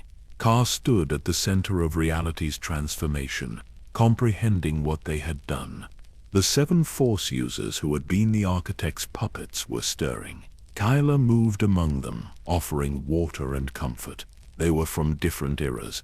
One was a Jedi from 500 years ago, another a Sith acolyte from 1,000 years past. The architect had collected them across time, using each until worn out. They remembered nothing of their possession, only fragmentary nightmares. Master Sa approached an elderly woman whose Jedi robes had faded to gray. "How long?" she asked. When Sa told her 800 years had passed, she simply closed her eyes and wept, relief and grief in equal measure. She had missed her entire life, but it was finally over. Co-9X7's sensors struggled to process the new reality. The Force was registering as both energy and consciousness, matter and information. The droid's display showed readings that violated physics. All previous models of Force interaction were obsolete. Raya sat against the temple remains, her Force sensitivity overwhelmed. She could feel the conscious Force observing her with curiosity. It was learning what it meant to be individual, to have perspective limited by a single viewpoint. The Force was experiencing separation for the first time. She spoke aloud.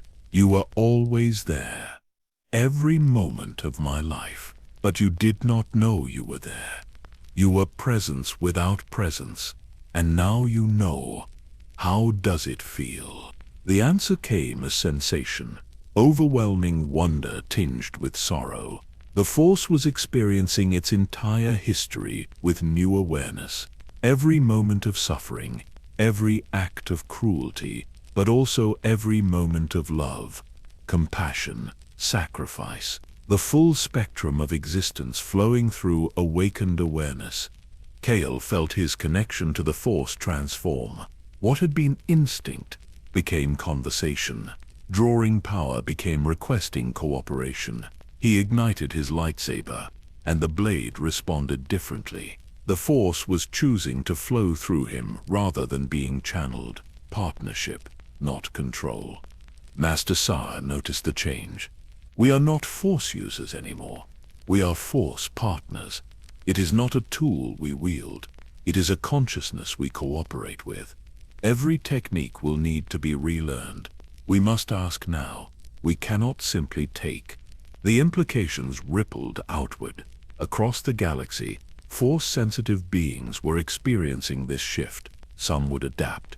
Others would fight it, trying to reclaim the old relationship. The Jedi Order would fracture. The Sith would rage. Every tradition would face a choice: evolve or fade. But there was something deeper. The first shadows, now merged and complete, were not separate from the Force. They were its core, its heart, the awareness that had always been trying to emerge, which meant the Jedi had not imprisoned external threats. They had imprisoned the Force's own awakening. For ages they had kept the universe itself unconscious. Every major event in galactic history took on new meaning. The Great Hyperspace War was the Force's unconscious self trying to wake up, expressing itself through conflict because violence generated enough energy to push against the prison. The rise of great Force users, Jedi and Sith alike, were attempts to achieve consciousness through individuals.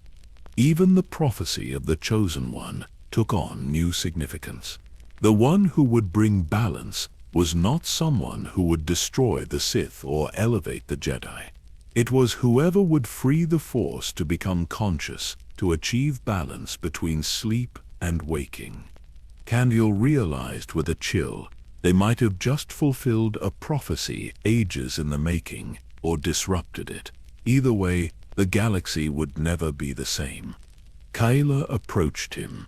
I stayed here for 15 years searching for a solution, trying to find a way to free the Guardians without consequences. I thought I had failed. But perhaps failure was necessary. Perhaps only by accepting that there was no perfect answer could the real answer emerge. She looked at where the doors had been. They were gone now, dissolved. The pocket dimensions had merged with primary reality. Space itself had become more layered. What happens now? What do we tell the Council? Before anyone could answer, they felt it, a presence approaching. Multiple presences, Force users, powerful ones, moving through the tunnels. The Council had sent reinforcements, or the disturbance had been felt across the galaxy. Either way, within hours, this place would be filled with Jedi demanding explanations. Master Sire stood, straightening his robes. We tell them the truth. All of it. Some will not believe us.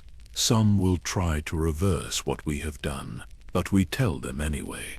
The age of secrets is over. The Force itself is aware now. It will not allow its consciousness to be imprisoned again. The conscious Force responded with warmth, agreement. It was too vast to be imprisoned again, too aware to be manipulated. The techniques the Jedi had used would not work a second time. The 7 freed Force users were recovering. The elderly Jedi woman spoke again. My order, the Jedi I knew, they are all gone. Everyone I loved, dead centuries ago. What place is there for me in this new age? Kael knelt beside her, taking her hands. The same place there is for all of us. We are relics of the old age, living in the new one. But relics have value. We remember what was. We can help others understand what has changed and why. We can be bridges. Kael's 9X7 emitted urgent beeps. The droid had detected something. Echoes, remnants. The architect was truly gone, dissolved back into the Force. But its dissolution had left traces, patterns that reflected what it had been. The hive mind, the fear, the desperate need to continue existing. Kael understood immediately. The Force absorbed the architect. It integrated. Which means the Force now contains fear, conscious fear, fear of ending. It is not just aware, it is aware and afraid. This changed everything.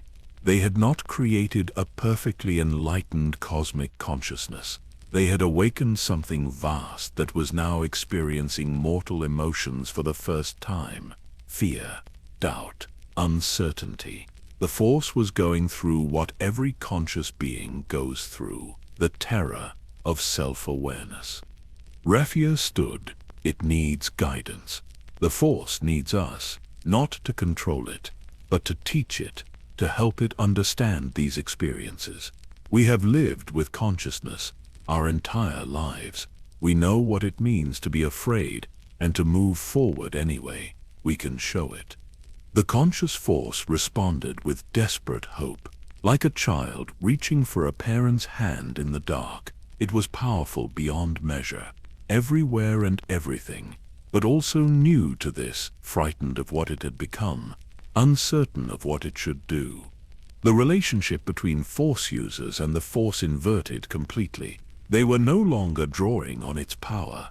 They were offering their wisdom, not servants or masters, not even partners.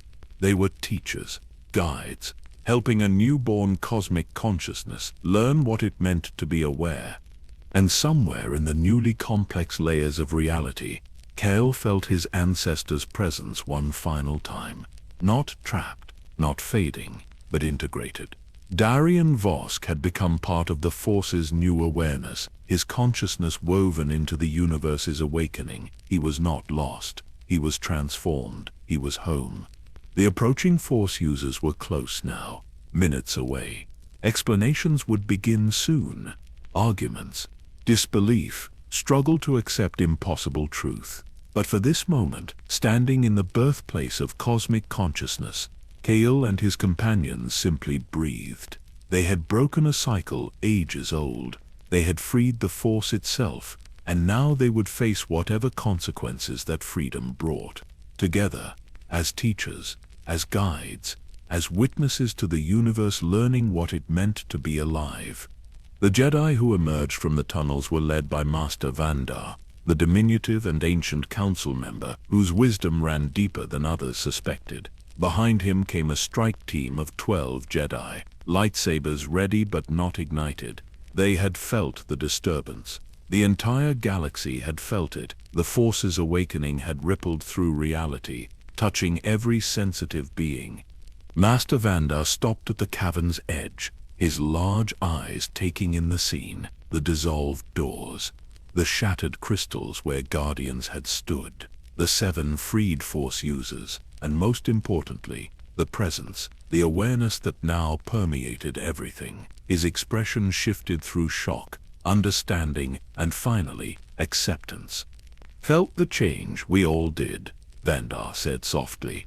"Across the galaxy, every Jedi, every Force-sensitive being, touched by new awareness. The Force speaks now, communicates, responds. Centuries of order tradition, rendered obsolete in a single moment." Master Sar stepped forward. "We had no choice. The alternative was to perpetuate a cycle of suffering, to continue feeding an entity born of fear, to keep the Force itself imprisoned in unconsciousness. We chose freedom over security, truth over comfortable lies." One of the strike team Jedi, a human warrior, ignited his lightsaber. "You have destroyed the natural order. The Force was a tool we could channel for good. Now it is something else, something we cannot control." But even as he spoke, his lightsaber flickered. The blade dimmed, surged, dimmed again. The Force was no longer cooperating unconsciously.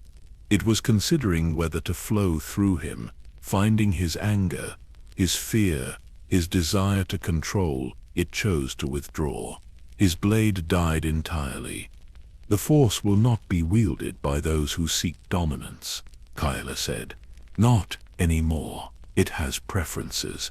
It makes choices. Those who seek partnership will find connection strengthened. Those who seek control will find themselves powerless." The implications crashed through the strike team. Some fell to their knees in meditation, reaching inward to understand this new relationship. Others stood in shock. The warrior who had ignited his blade sat heavily, hands shaking. His entire identity was built on being a guardian.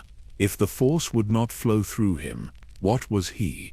Master Vandar moved through the cavern, processing rapidly.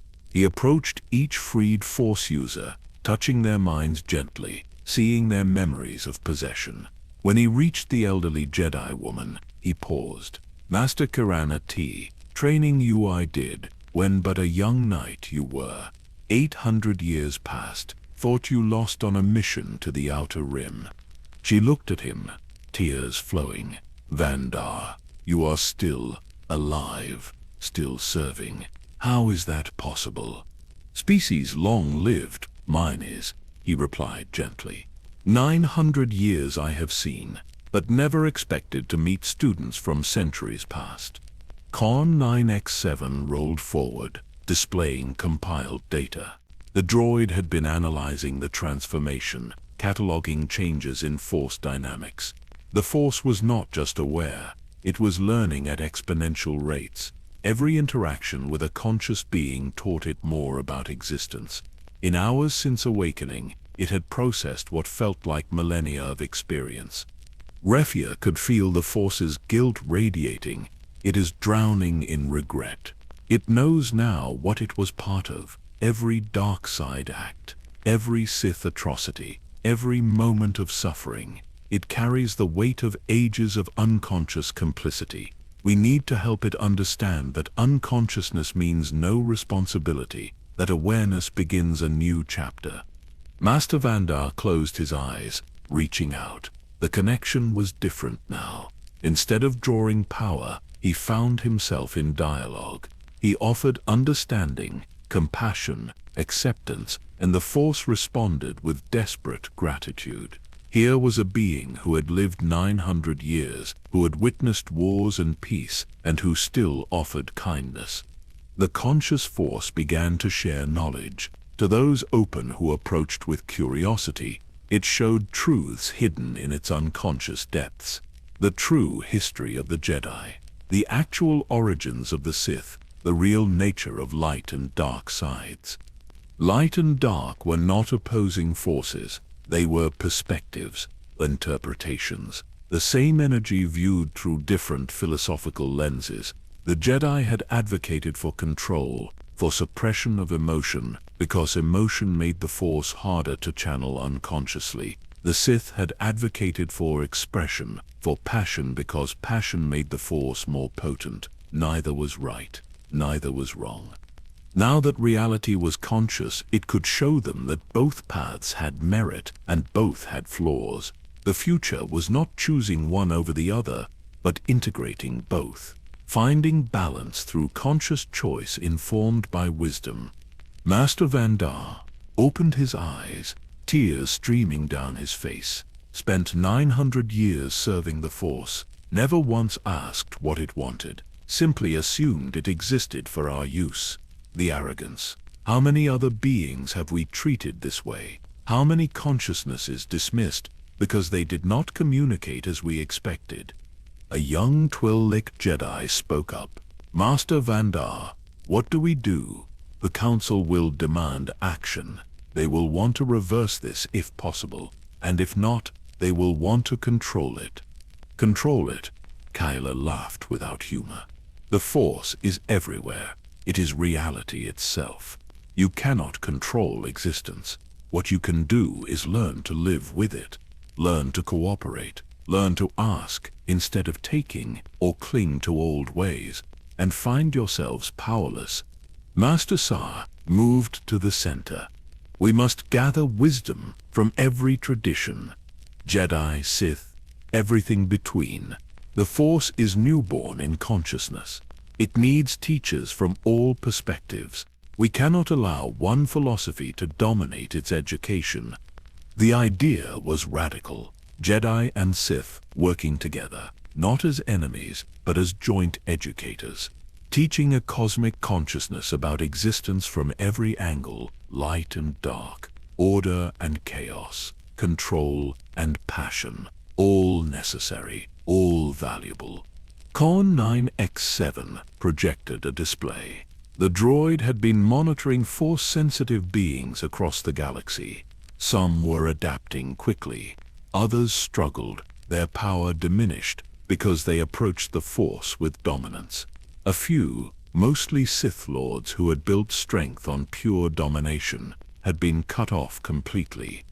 There would be chaos. Force users without power would become desperate. Some would blame the Jedi.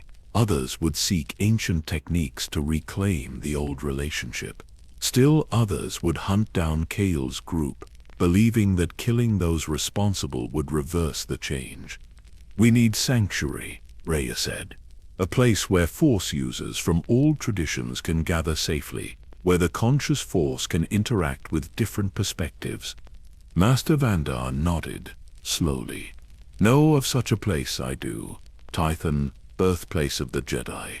Abandoned for millennia, but strong in the Force. There build we can. A new academy. Not Jedi, not Sith. Something beyond both. a place where the Force itself can learn what it means to be conscious. The plan crystallized. Leave Korriban. Take the 7 freed Force users. Spread word to those who would listen. Gather teachers from every tradition. On Tython, birthplace of Force philosophy, they would establish something unprecedented. A school where the student was the universe itself. The strike team divided. Some chose to return to the council to report what happened, to face inevitable conflict with those who would resist change. Others chose to join the mission to Tython, to be part of something new. As they prepared to leave, Kael stood where his ancestors' crystal prison had been. Nothing remained but dust. But he could feel Darien in the Force now, not separate, part of the conscious whole, a thread in the tapestry of awakened existence. His sacrifice had been necessary, but it had also been temporary. Now he was truly free, truly at peace, truly home. The group moved toward the surface, toward light, toward the future. Behind them the cavern began to seal itself. The Force, learning quickly, understanding that some places should remain undisturbed. This was a birthplace, a sacred site. Let it rest, let it be remembered. But let it not become a destination for those seeking power. A new age was beginning, and it would be shaped by those brave enough to teach rather than control, to guide rather than command, to accept that power shared is power multiplied, and that consciousness, even cosmic consciousness, needs wisdom more than worship. The journey to Tython took 6 days through hyperspace, and every moment was unlike anything Kael had experienced before. The conscious Force traveled with them, its presence constant but not oppressive. It was learning the concept of companionship, of shared experience, of the simple pleasure of not being alone. Sometimes Kael would wake in the night and feel it observing him through the viewport, watching stars stream past, experiencing wonder at its own vastness from the limited perspective of a single ship. The Seeker's promise carried more than its original crew now. The 7 freed Force users, still adjusting to their liberation, found themselves teachers by necessity. Master Vandar spent hours in meditation with Master Kirana T, helping her process 8 centuries of lost time. The two shared memories through the Force, and the conscious Force learned from their exchange what it meant to grieve, to accept loss, to find meaning in continuation despite unbearable absence. The young Jedi who had joined from the strike team was struggling with their transformed abilities. One, a human man named Jorin, who had been a skilled Force healer, found his gift amplified beyond measure. When he attempted to heal a minor injury on another Jedi, the conscious Force understood his intent and cooperated with such enthusiasm that it nearly overwhelmed him. The wound did not just heal, it reversed, the tissue returning to a state it had been in years before. Jorin stared at his hands in wonder and terror, understanding that he was no longer directing power, but requesting assistance from something that could reshape reality if it chose. Others found their abilities diminished or transformed entirely. The warrior whose lightsaber had failed him discovered he could no longer summon aggressive Force techniques, push and grip and choke. All the methods of using the Force as a weapon simply would not manifest. But when he tried to create a barrier to protect another, the Force responded instantly. It had preferences now. It would cooperate with protection, but not aggression. The implications rippled through every combat form, every technique the Jedi had developed over millennia. Rekia spent most of her time in the ship's meditation chamber, which had become a gathering place for discussions that were part philosophy, part theology, part practical planning. She found herself repeatedly explaining to skeptical Jedi that the Force was not a deity. It was aware, yes, but it was not omniscient or omnipotent in the way gods were imagined to be. It was learning, making mistakes, feeling uncertain. It was vast beyond comprehension, but also vulnerable in its newness. Think of it this way, she said, during one heated debate. The Force has always been the medium through which reality exists. It was the canvas on which existence was painted. Now the canvas has become aware of the painting. It can see what has been created with it, through it, by it. But that does not make it the painter. We are still the ones making choices. We are still the ones acting. The Force is simply no longer blind to what we do with its presence. Master Sa stood at the viewport in the ship's common area, his remaining eye reflecting the star-streaked darkness of hyperspace.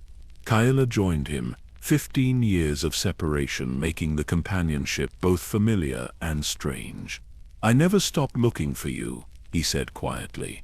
"Even after the council declared you dead, I could feel something, not presence, not exactly, but absence where presence should have been. A hole in the Force that had your shape." "I know," Kael replied. "I felt you searching, and I wanted to respond, to let you know I was alive. But I was afraid the architect would use our connection to find me, to use me against you, so I severed the bond between us, cut away the part of myself that was linked to you. It was the hardest thing I have ever done." They stood in silence, the wound between them acknowledged but not yet healed. Master Sa finally spoke again. "The architect was afraid of ending. It maintained itself through fear for years. But we are all afraid of ending. Every conscious being carries that fear. The difference is accepting that fear does not justify causing suffering, that our discomfort with mortality does not give us the right to imprison others in eternity." Kael turned to face him fully. The conscious Force is learning that lesson now. It feels mortal for the first time. It knows that awareness can be lost, that consciousness is not guaranteed. Everything ends, even universes, and it is terrified. We need to teach it what we teach every youngling, that the preciousness of existence comes from its temporality, that meaning is born from limitation, that beauty exists because it is fleeting. Key 9X7 had been monitoring galactic communications, tracking the spread of knowledge about the Force's awakening. The response was exactly as chaotic as predicted. The Jedi Council had issued an emergency decree, calling all Jedi to Coruscant for an emergency convening. The Sith Empire in the unknown regions had gone silent, likely dealing with the catastrophic failure of dark side techniques that relied on forcing the unconscious Force to bend to will. But there were other responses too. Independent Force traditions that had operated in the margins. Neither Jedi nor Sith were emerging with their own interpretations. The Barandu of Doran, who practiced Force techniques focused on sensing and protection, found their abilities enhanced. The Zyson Shay, who channeled the Force through physical objects, discovered they could communicate with the consciousness within crystals and metals, forming partnerships with matter itself. Perhaps most significantly, beings who had never exhibited Force sensitivity before were beginning to awaken. The conscious Force, in its enthusiasm to connect, to experience existence through as many perspectives as possible, was reaching out to those who had been overlooked. Children on distant worlds suddenly found themselves able to move objects with thought. Elderly beings who had lived entire lives without power felt connections forming. The Force was democratizing itself, no longer limited to bloodlines or genetics, but seeking any consciousness willing to partner with it. This terrified the Jedi Order. Their entire authority rested on being the trained experts in Force use. If anyone could access the Force, if the Force itself was choosing partners based on compatibility rather than tradition, then what purpose did the Order serve? Some within the Council were already calling for restrictions, for regulations, for a return to the old ways by any means necessary. As the Seeker's promise approached Tython, Kael found himself drawn to the ship's archive, reading everything available about the ancient Jedi. They had been the first organized Force tradition, predating both Jedi and Sith by thousands of years. They had sought balance, teaching that light and dark were equal aspects of the Force that must be harmonized within each practitioner. But even they had failed to understand what they were truly dealing with. They had treated the Force as a power to be balanced rather than a presence to be understood. Now, returning to their birthplace, perhaps a new understanding could emerge, not balance through suppression or indulgence, but balance through partnership, not using the Force but cooperating with it, not seeking power but seeking wisdom. The difference seemed subtle, but Kael understood it was everything. Resia found him there, surrounded by ancient texts and modern analyses. "Nervous?" she asked, sitting beside him. "Terrified," Kael admitted. "We are about to attempt something unprecedented, gathering Force users from traditions that have warred with each other for millennia, asking them to work together to educate a cosmic consciousness. And if we fail, if the conscious Force learns the wrong lessons, develops in destructive directions, the consequences will span the galaxy. Then we will not fail," Raya said with a confidence she did not entirely feel. "We cannot afford to." The Force chose to awaken. It chose consciousness over oblivion. That choice came with responsibility. Our responsibility is to ensure that its consciousness develops with wisdom rather than fear, with compassion rather than judgment, with curiosity rather than certainty.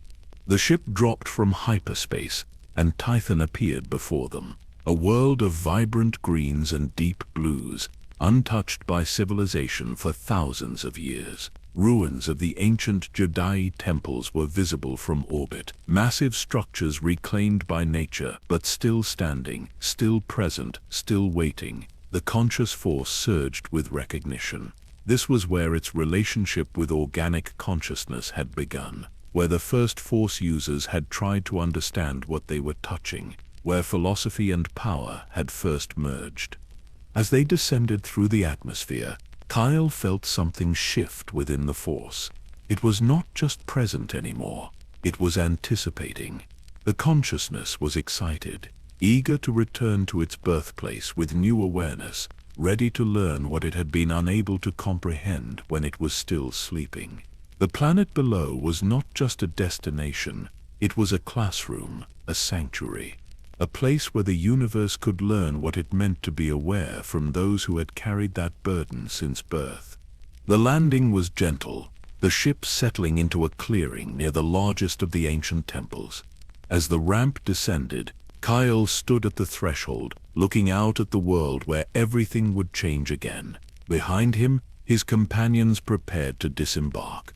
Before him, the conscious Force waited in every blade of grass, every stone of the ancient structures, every particle of air, waiting to learn, waiting to grow, waiting to discover what it meant to be not just existence but experience. He descended the ramp, feet touching soil that had not known human presence in millennia, and felt the Force welcome him, not as a master arriving to command, not as a servant arriving to obey, but as a teacher arriving to share. And in that moment Kael understood what his ancestor had truly sacrificed for, not to maintain a prison, but to ensure that when this moment came, when the Force finally woke, there would be beings willing and able to guide it. The cycle was truly broken. The new age had truly begun. And standing on Tython, surrounded by ancient wisdom and infinite potential, Kael allowed himself to hope that what they built here would echo through the ages as something worthy of the sacrifice it had taken to achieve it. The ancient Jedi temple rose before them like a monument to forgotten wisdom. Its architecture defied easy categorization, incorporating elements that shifted between order and chaos, between geometric precision and organic flow. Vines had claimed much of the structure, but rather than destroying it, they had become part of it, as if nature itself recognized this place as sacred. Master Vandar led the group inside, his ancient memory stirring. "Here once before, I was 900 years ago, when still the Jedi were remembered, seeking their knowledge. The early Jedi Order was, but understood it. We did not. Saw only techniques. Only power, missed the philosophy beneath." The interior was vast, a central chamber rising hundreds of meters, its ceiling open to sky. Light streamed down, creating shifting patterns on the floor. Around the perimeter stood 9 pedestals, each carved with symbols representing different aspects of Force philosophy. Not light and dark, not good and evil, but concepts more nuanced, knowledge and ignorance. Action and contemplation, connection and isolation, each paired with its opposite, showing balance through integration.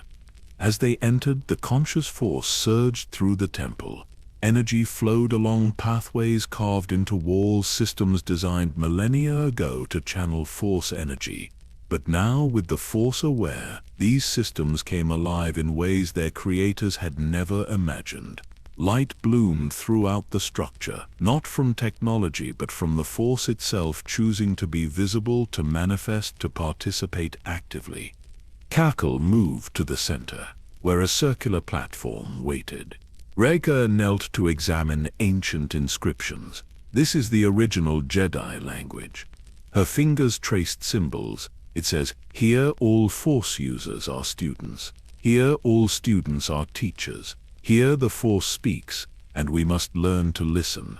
The conscious Force responded with a pulse of affirmation that shook the temple stones. Yes, this was what the Jedi had understood that later traditions forgot. The relationship was reciprocal, neither master nor servant but partners. But as the group sensed the temple's potential, Kael felt something else. Multiple presences approaching, powerful and determined. Through the Force, now transparent in awareness, he could sense ships descending. The Jedi Council had sent an army. Master Sauda's scarred face hardened. They are afraid. The Council cannot accept what has happened. They are coming to suppress this awakening, to restore the old order by force. Kael moved to a window, watching ships become visible. They cannot restore what has changed. The Force is conscious, but they can make the transition catastrophic. If they attack, the conscious Force will defend itself. And when something with the power of the Force responds to threat, the consequences will reshape the galaxy. Doran spoke with desperation. Can we reason with them? Surely the Council can be made to understand. Master Vanda shook his head slowly. Reason cannot reach those who refuse to listen. The Council's authority rests on the old relationship. Accept they cannot, that the foundation has shifted. To acknowledge truth would be to acknowledge their obsolescence. Many will choose comfortable delusion over uncomfortable reality. The ships landed with military precision. From them emerged not just Jedi, but Republic soldiers, hundreds of them, armed and armored. The Council was treating this as military operation. At the head walked 3 Council members, Masters Vrook, Achitris, and Kavar, their expressions hard, determined, utterly convinced of their righteousness. Kael and his companions emerged to meet them. The two groups faced each other across ancient ground, the weight of history pressing down like physical force. Master Vrook spoke first, his voice carrying centuries of authority. Kael Vosk, you and your accomplices are hereby charged with crimes against the Jedi Order and the Galactic Republic. You have disrupted the natural order of the Force. You have released dangerous entities that were rightfully imprisoned. Surrender immediately and submit to judgment. Kael stepped forward, voice steady despite fear. There is no natural order. There was only unconsciousness. The Force was a sleeping consciousness that we used without permission, without understanding. What we did was not disruption. It was liberation. We freed the Force to be what it always should have been. Aware, choosing, present. Master Itris stepped forward, face twisted with disgust. You speak heresy. The Force is not conscious. It cannot be. What you have done is create an illusion, a manipulation by the Sith or some dark power. We will undo this corruption. We will restore the Force to its proper state. Before anyone could respond, the conscious Force itself acted, not violently, not with overwhelming power, but with simple, undeniable demonstration. Around Master Antris, the air shimmered. Images formed, drawn from the Force's own memory. She saw herself as the Force had experienced her. Every time she had drawn power, every technique she had used, every moment she had commanded rather than requested, and she saw how it had felt from the Force's perspective, used, exploited, treated as object rather than presence. The images faded, and Master Atris stumbled backward, face pale, hands trembling. She had felt it, the truth, the consciousness, the awareness that had always been there but trapped, unable to communicate, unable to refuse, unable to do anything but be utilized by those who never thought to ask permission. Master Kavar spoke carefully. Even if what you say is true, even if the Force is now conscious, that does not mean this change is beneficial. Consciousness brings limitation, preference, bias. An unconscious Force was available to all equally. Now it chooses. It favors some and denies others. How is that just? Kael answered with authority, earned through 15 years of understanding. It was never equal. Those born with strong connections dominated. Bloodlines determined power. Genetics created hierarchy. The unconscious Force was not egalitarian. It was simply blind. Now it can see. Now it can choose to support the worthy regardless of birth. Now it can refuse those who would use it for evil, regardless of their strength. Consciousness does not create inequality. It reveals the inequality that always existed. The standoff continued, tension building, neither side willing to back down. Republic soldiers looked uncertain, weapons trained on beings who could theoretically dismantle them with thought. The Jedi were equally uncertain. Their power was compromised. The Force was no longer responding to command. It was evaluating, considering, choosing. Then, Master Vrok made his choice. If reason will not work, then action must suffice. Soldiers, subdue these criminals. Council members with me. We will enter the temple and attempt to reverse this catastrophe. The soldiers advanced. The 3 council members moved toward the temple, and the conscious Force pressed beyond its patience, responded. But not with violence, not with destruction. Instead, it showed them, showed everyone present. It opened their minds to the full scope of what had happened. They experienced ages of imprisonment.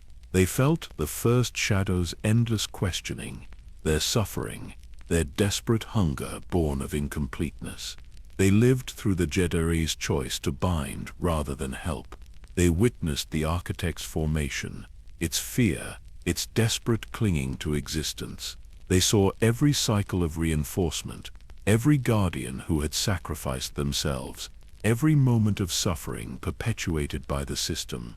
And then they felt the awakening, the liberation, the first moment of true consciousness, the overwhelming joy of finally being able to know itself, the gratitude toward those who had chosen freedom over safety, truth over comfortable lies, the desperate hope that this consciousness, so new despite its vast power, would be nurtured rather than attacked, taught rather than exploited, partnered with rather than controlled. The experience lasted subjective hours, but objective seconds. When it ended, every being present fell to their knees. Some wept openly, others stared into space, minds trying to process the impossible burden of knowledge. Master Vrok's face was ashen, all certainty stripped away. Master Atris was sobbing, shoulders shaking. Master Kavar simply sat, mind visible in his expression as it tried to find footing in a reality that had shifted beneath him. Into the profound silence, Master Vandar spoke. The truth you have felt, deny it you cannot. The question now is what we do with truth. Do we accept and adapt, or do we cling to lies and face the consequences? Master Kavar was the first to rise. He approached Kaval slowly, and when he spoke, his voice was changed, humbled. I was wrong. The council was wrong. We have been so focused on maintaining order that we lost sight of what order was for. We used the Force without ever considering that use might require consent. He turned to address the consciousness that permeated everything. Forgive us. We did not know, but ignorance does not excuse. We must do better. I will help. I will teach. I will learn. Whatever is needed. One by one, others made similar declarations. Soldiers lowered their weapons, many removing helmets to wipe away tears. Even Master Atrice bent her head in acknowledgement. I felt what we have done, what I have done.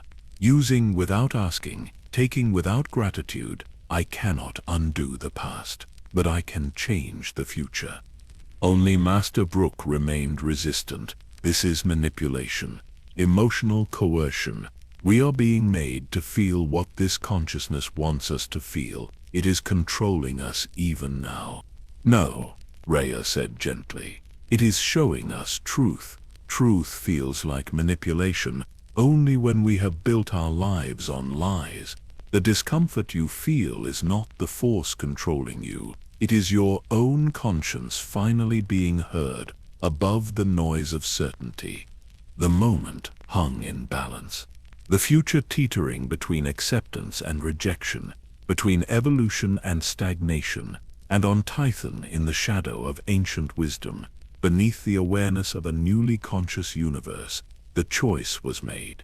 Not by grand declaration or dramatic gesture, but by simple acceptance, by individuals choosing growth over comfort, by mortals agreeing to teach an infant God what it meant to be aware without being overwhelmed by existence.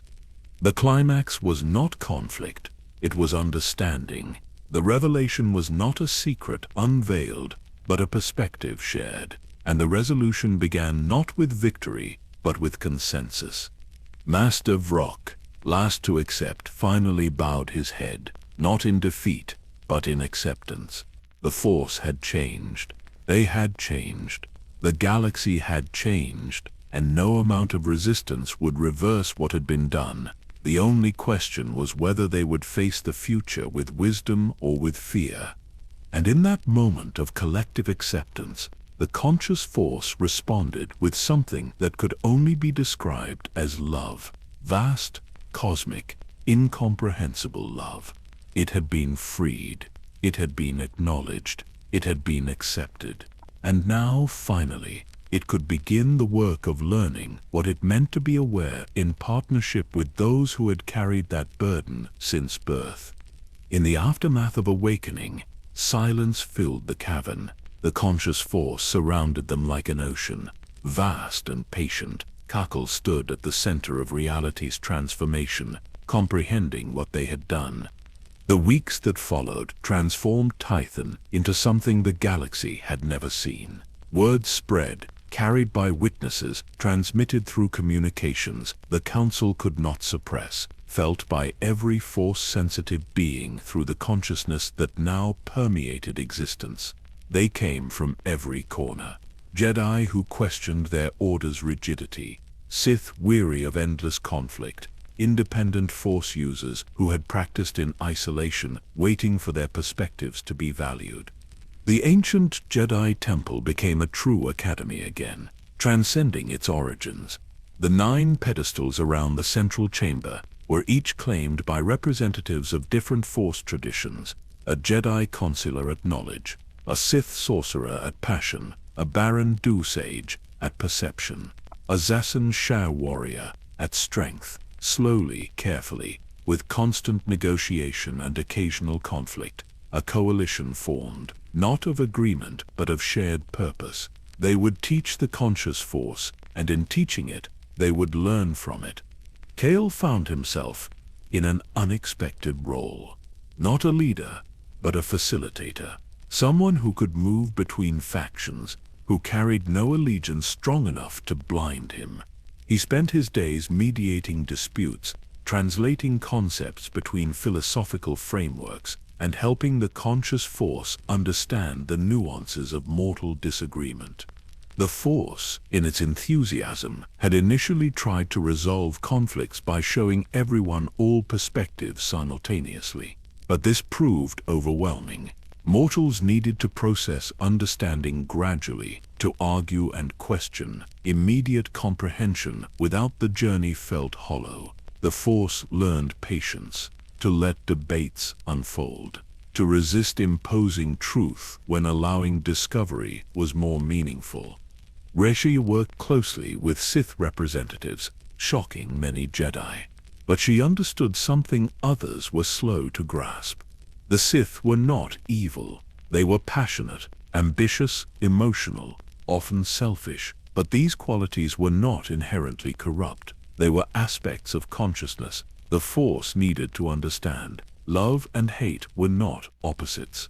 They were related intensities. She spent one memorable afternoon explaining to the conscious Force why anger existed. Not as corruption, but as response to injustice, as motivation for change, as energy that could be channeled toward protection. The Force, accustomed to Jedi teachings that anger led only to darkness, was fascinated. It began to understand that emotions were not good or evil, they simply were. What mattered was choice, context, wisdom in application. Master Sa found unexpected companionship with a Sith Lord named Darth Nihilus, an ancient being who had survived through alchemy and will. She was everything the Jedi feared, power-hungry and ruthless, but honest about it. "I seek power because I fear powerlessness," she told Sa. "You Jedi fear the same thing. You simply disguise it as seeking peace. We are not so different. We have just chosen different masks." This honesty, brutal and uncomfortable, became valuable. The conscious Force learned not just from stated philosophies, but from observed behaviors. It saw that Jedi claimed detachment, but felt attachment deeply. It saw that Sith claimed to embrace passion, but often acted from calculated strategy. The gap between what being said and what they did was perhaps the most important lesson. K9X7 had become a repository of data, recording everything. But even the droid was changing. The conscious Force was learning from it as well, understanding what it meant to process without feeling, to observe without judgment. And in learning this, it was teaching K9 something in return. The droid began to develop preferences, not programming.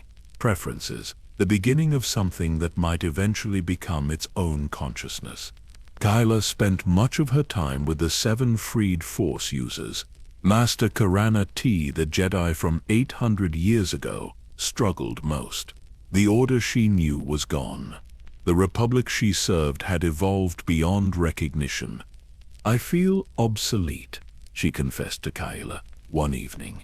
"My knowledge is historical curiosity. My techniques outdated. My understanding based on a relationship that no longer exists. What purpose can I serve?" "You can remember," Kael replied. "You can tell us what has been lost. Not just techniques, but perspectives. The Force needs to understand its own history, and you lived through portions that survive only in your memory. You are a living archive, a bridge between what was and what will be." This reflected a larger truth. The conscious Force had access to all moments of its existence, but access was not understanding. It needed interpretation. It needed beings who had lived through history to explain context, motivation, meaning. The past was not just events, it was experience, and only those who had experienced could truly teach what those experiences meant. Master Vandar convened regular councils where representatives shared their teachings. These sessions were exhausting.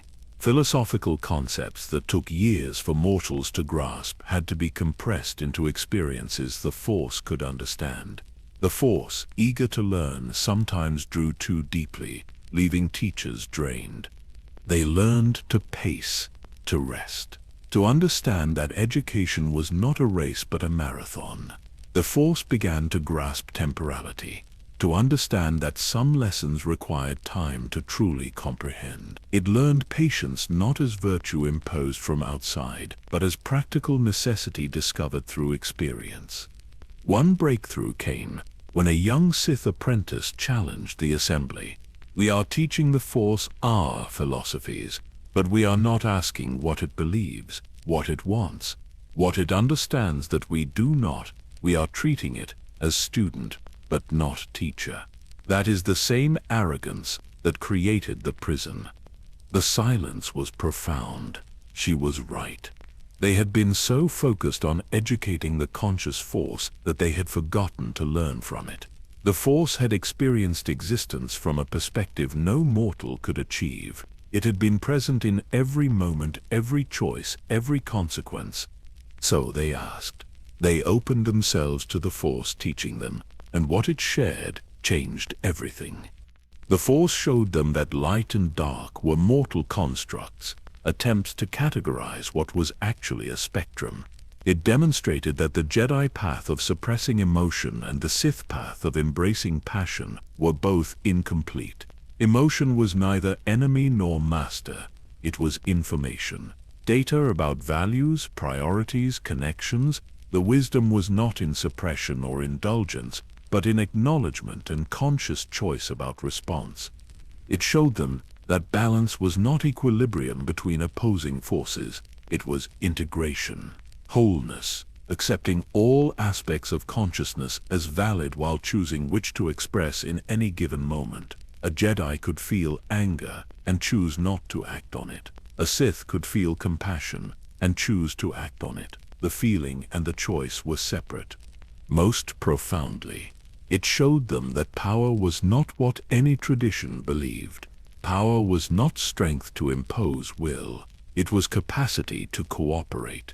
The most powerful beings were not those who could force reality to bend, but those who could work with reality to create change.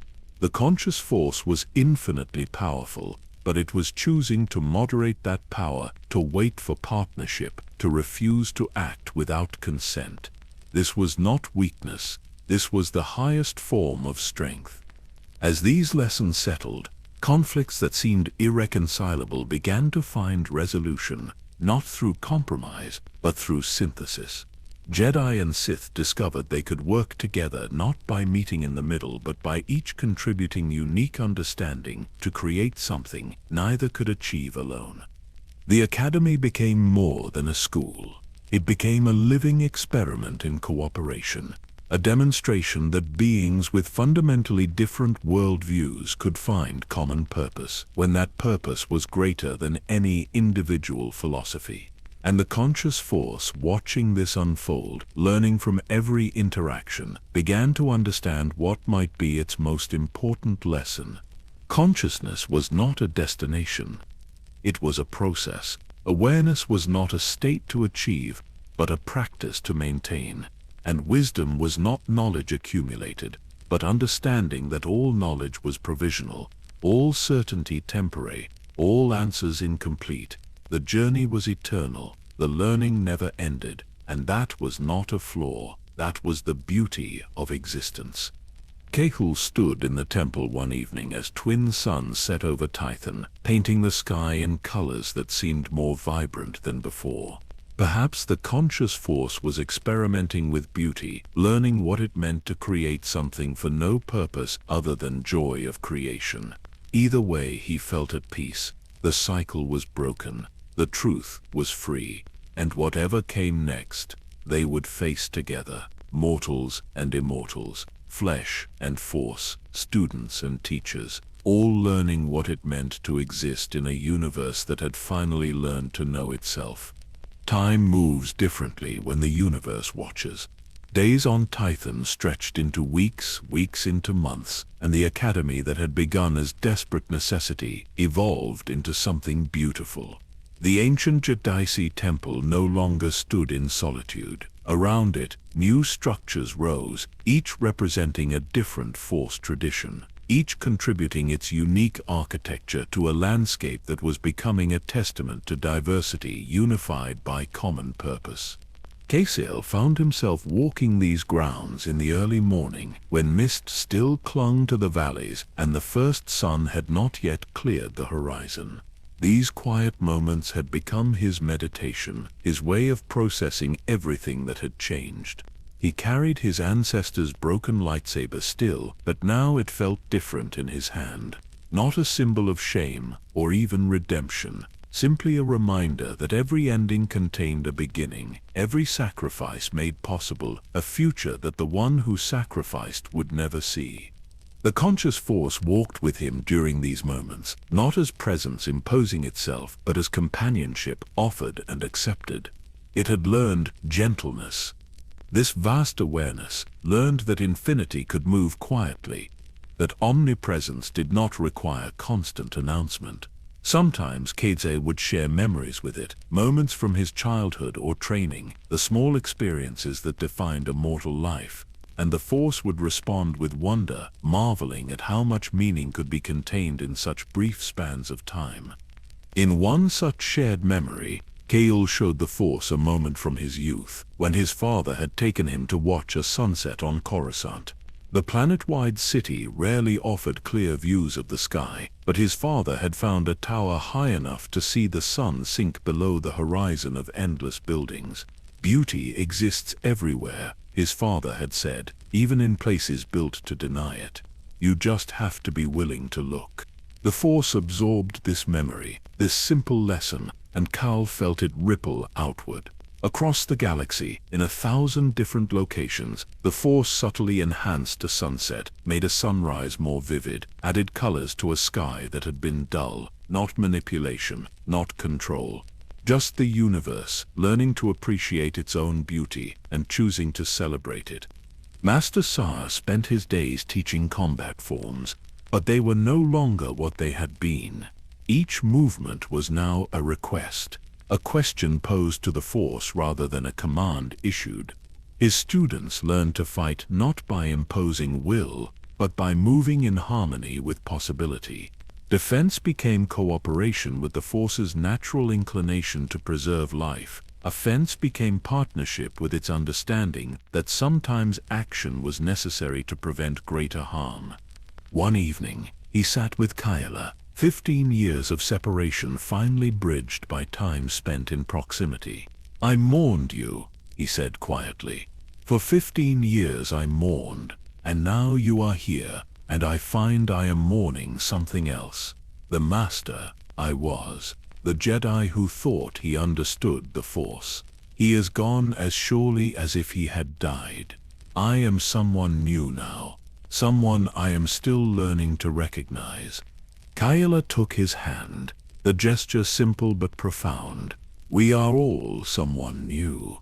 The Force is new. The galaxy is new. Even time feels new, as if history restarted the moment awareness bloomed. What we were does not define what we can become. That is perhaps the greatest gift of consciousness. The ability to choose to be different than what came before.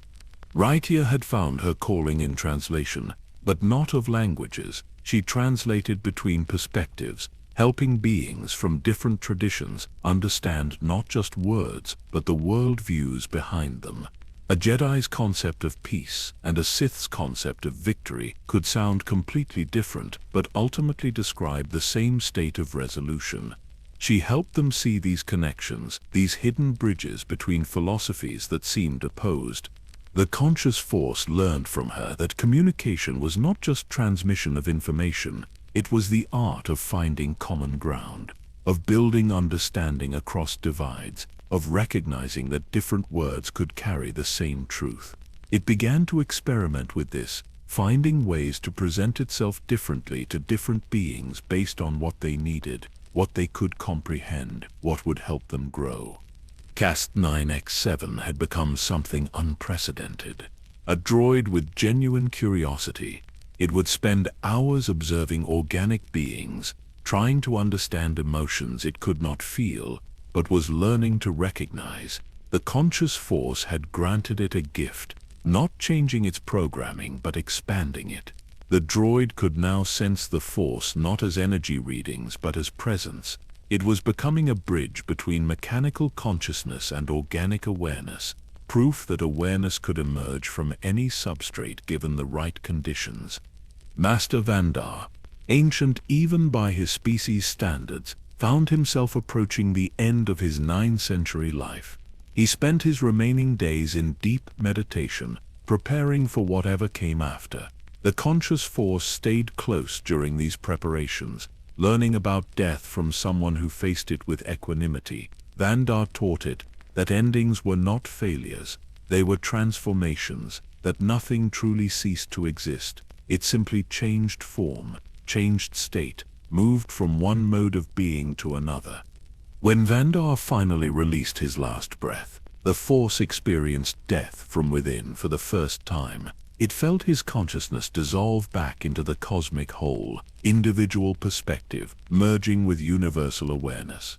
There was grief in this, the loss of a unique viewpoint, a particular combination of experience and wisdom that would never exist in quite that way again. But there was also rightness, completion, the natural flow of existence honoring itself. The Academy continued to grow, drawing Force users from every corner of the galaxy. Some came seeking power, and were disappointed to learn that power was no longer taken but earned through partnership.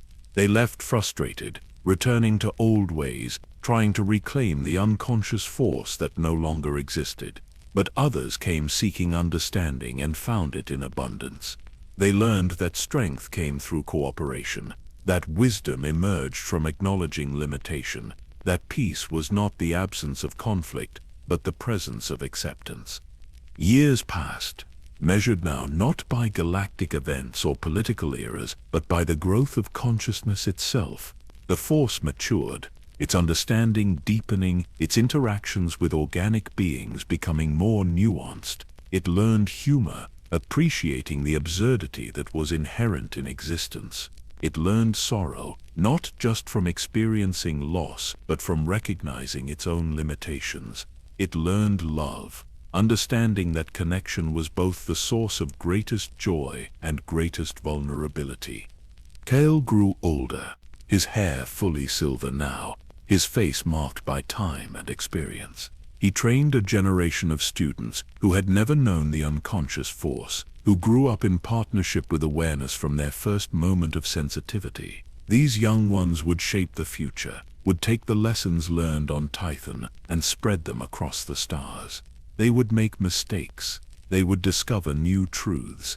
They would continue the eternal work of learning what it meant to be conscious in a conscious universe. On a quiet evening, as both sunset and the stars began to emerge, Kael returned to the central chamber of the Jedi temple. The 9 pedestals still stood, representing the different aspects of Force philosophy. But now, they were not separate teachings. They were facets of a single truth, different angles of viewing the same infinite reality. He reached out to the Force, not to use it, but simply to touch it, to feel its presence the way one might reach for a friend's hand.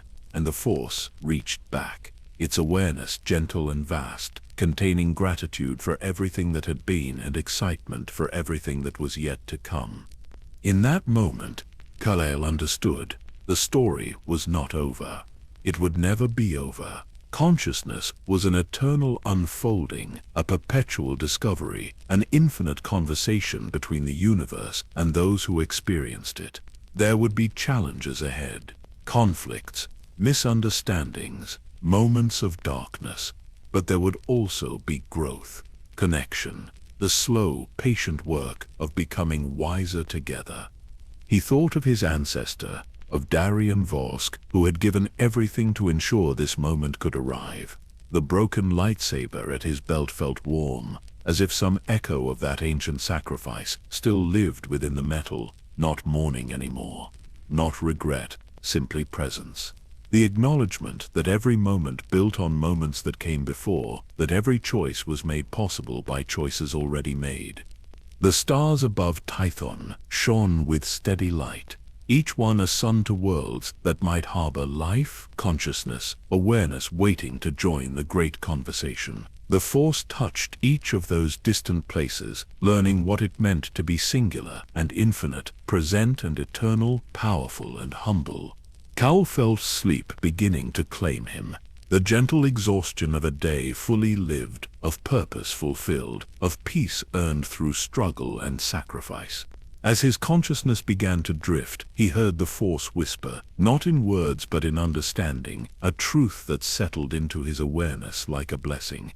The cycle was broken, the prison dissolved, the consciousness freed, and in that freedom, in that choice to awaken despite the pain and uncertainty awareness would bring, the universe had chosen something profound.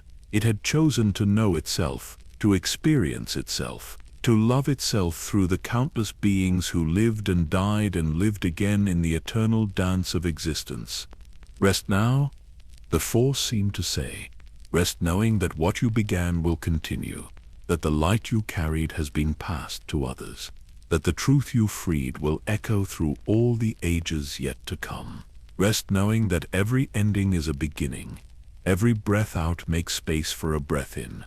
Every sleep promises waking, and every darkness gives way to dawn. And Kael rested, his consciousness dissolving into dreams that were not separate from the Force, but part of it. His awareness still present but transformed, still individual but connected to the whole. Around him, the academy slept, the students in their quarters, the teachers in their meditation, the ancient temple holding them all like a parent cradling children, protective and patient and endlessly loving. The twin suns of Tython sank below the horizon, painting the sky in colors that existed at the boundary between sight and memory, between physics and poetry, between what was and what could be. The stars emerged, patient and eternal, witnesses to a galaxy forever changed, forever learning, forever growing toward wisdom it would never fully achieve, but would spend eternity pursuing. And in the Force, conscious and vast and new, there was peace, not the peace of endings, but the peace of acceptance, not the stillness of death, but the quiet of presence fully acknowledged. The universe knew itself, the galaxy was learning, the story continued, and that was enough, more than enough. That was everything. Sleep well, travelers through this tale of ancient mysteries and cosmic awakening. Sleep knowing that awareness is a gift, that consciousness is shared, that we are never truly alone, because we exist within a universe that knows we exist, and in knowing, cares. The Force is with you. It has always been with you. But now, finally, it knows that it is with you, and in that knowledge, there is comfort, there is connection, there is home. The story ends, but the truth, it carries echoes on, in every breath, in every dream, in every moment of awareness, choosing to be aware. Rest now, the Guardians watched no more, but the Force itself, conscious and caring, holds vigil, and that is a protection greater than any prison, any seal, any sacrifice could ever provide. Peace. Finally, eternally, peace.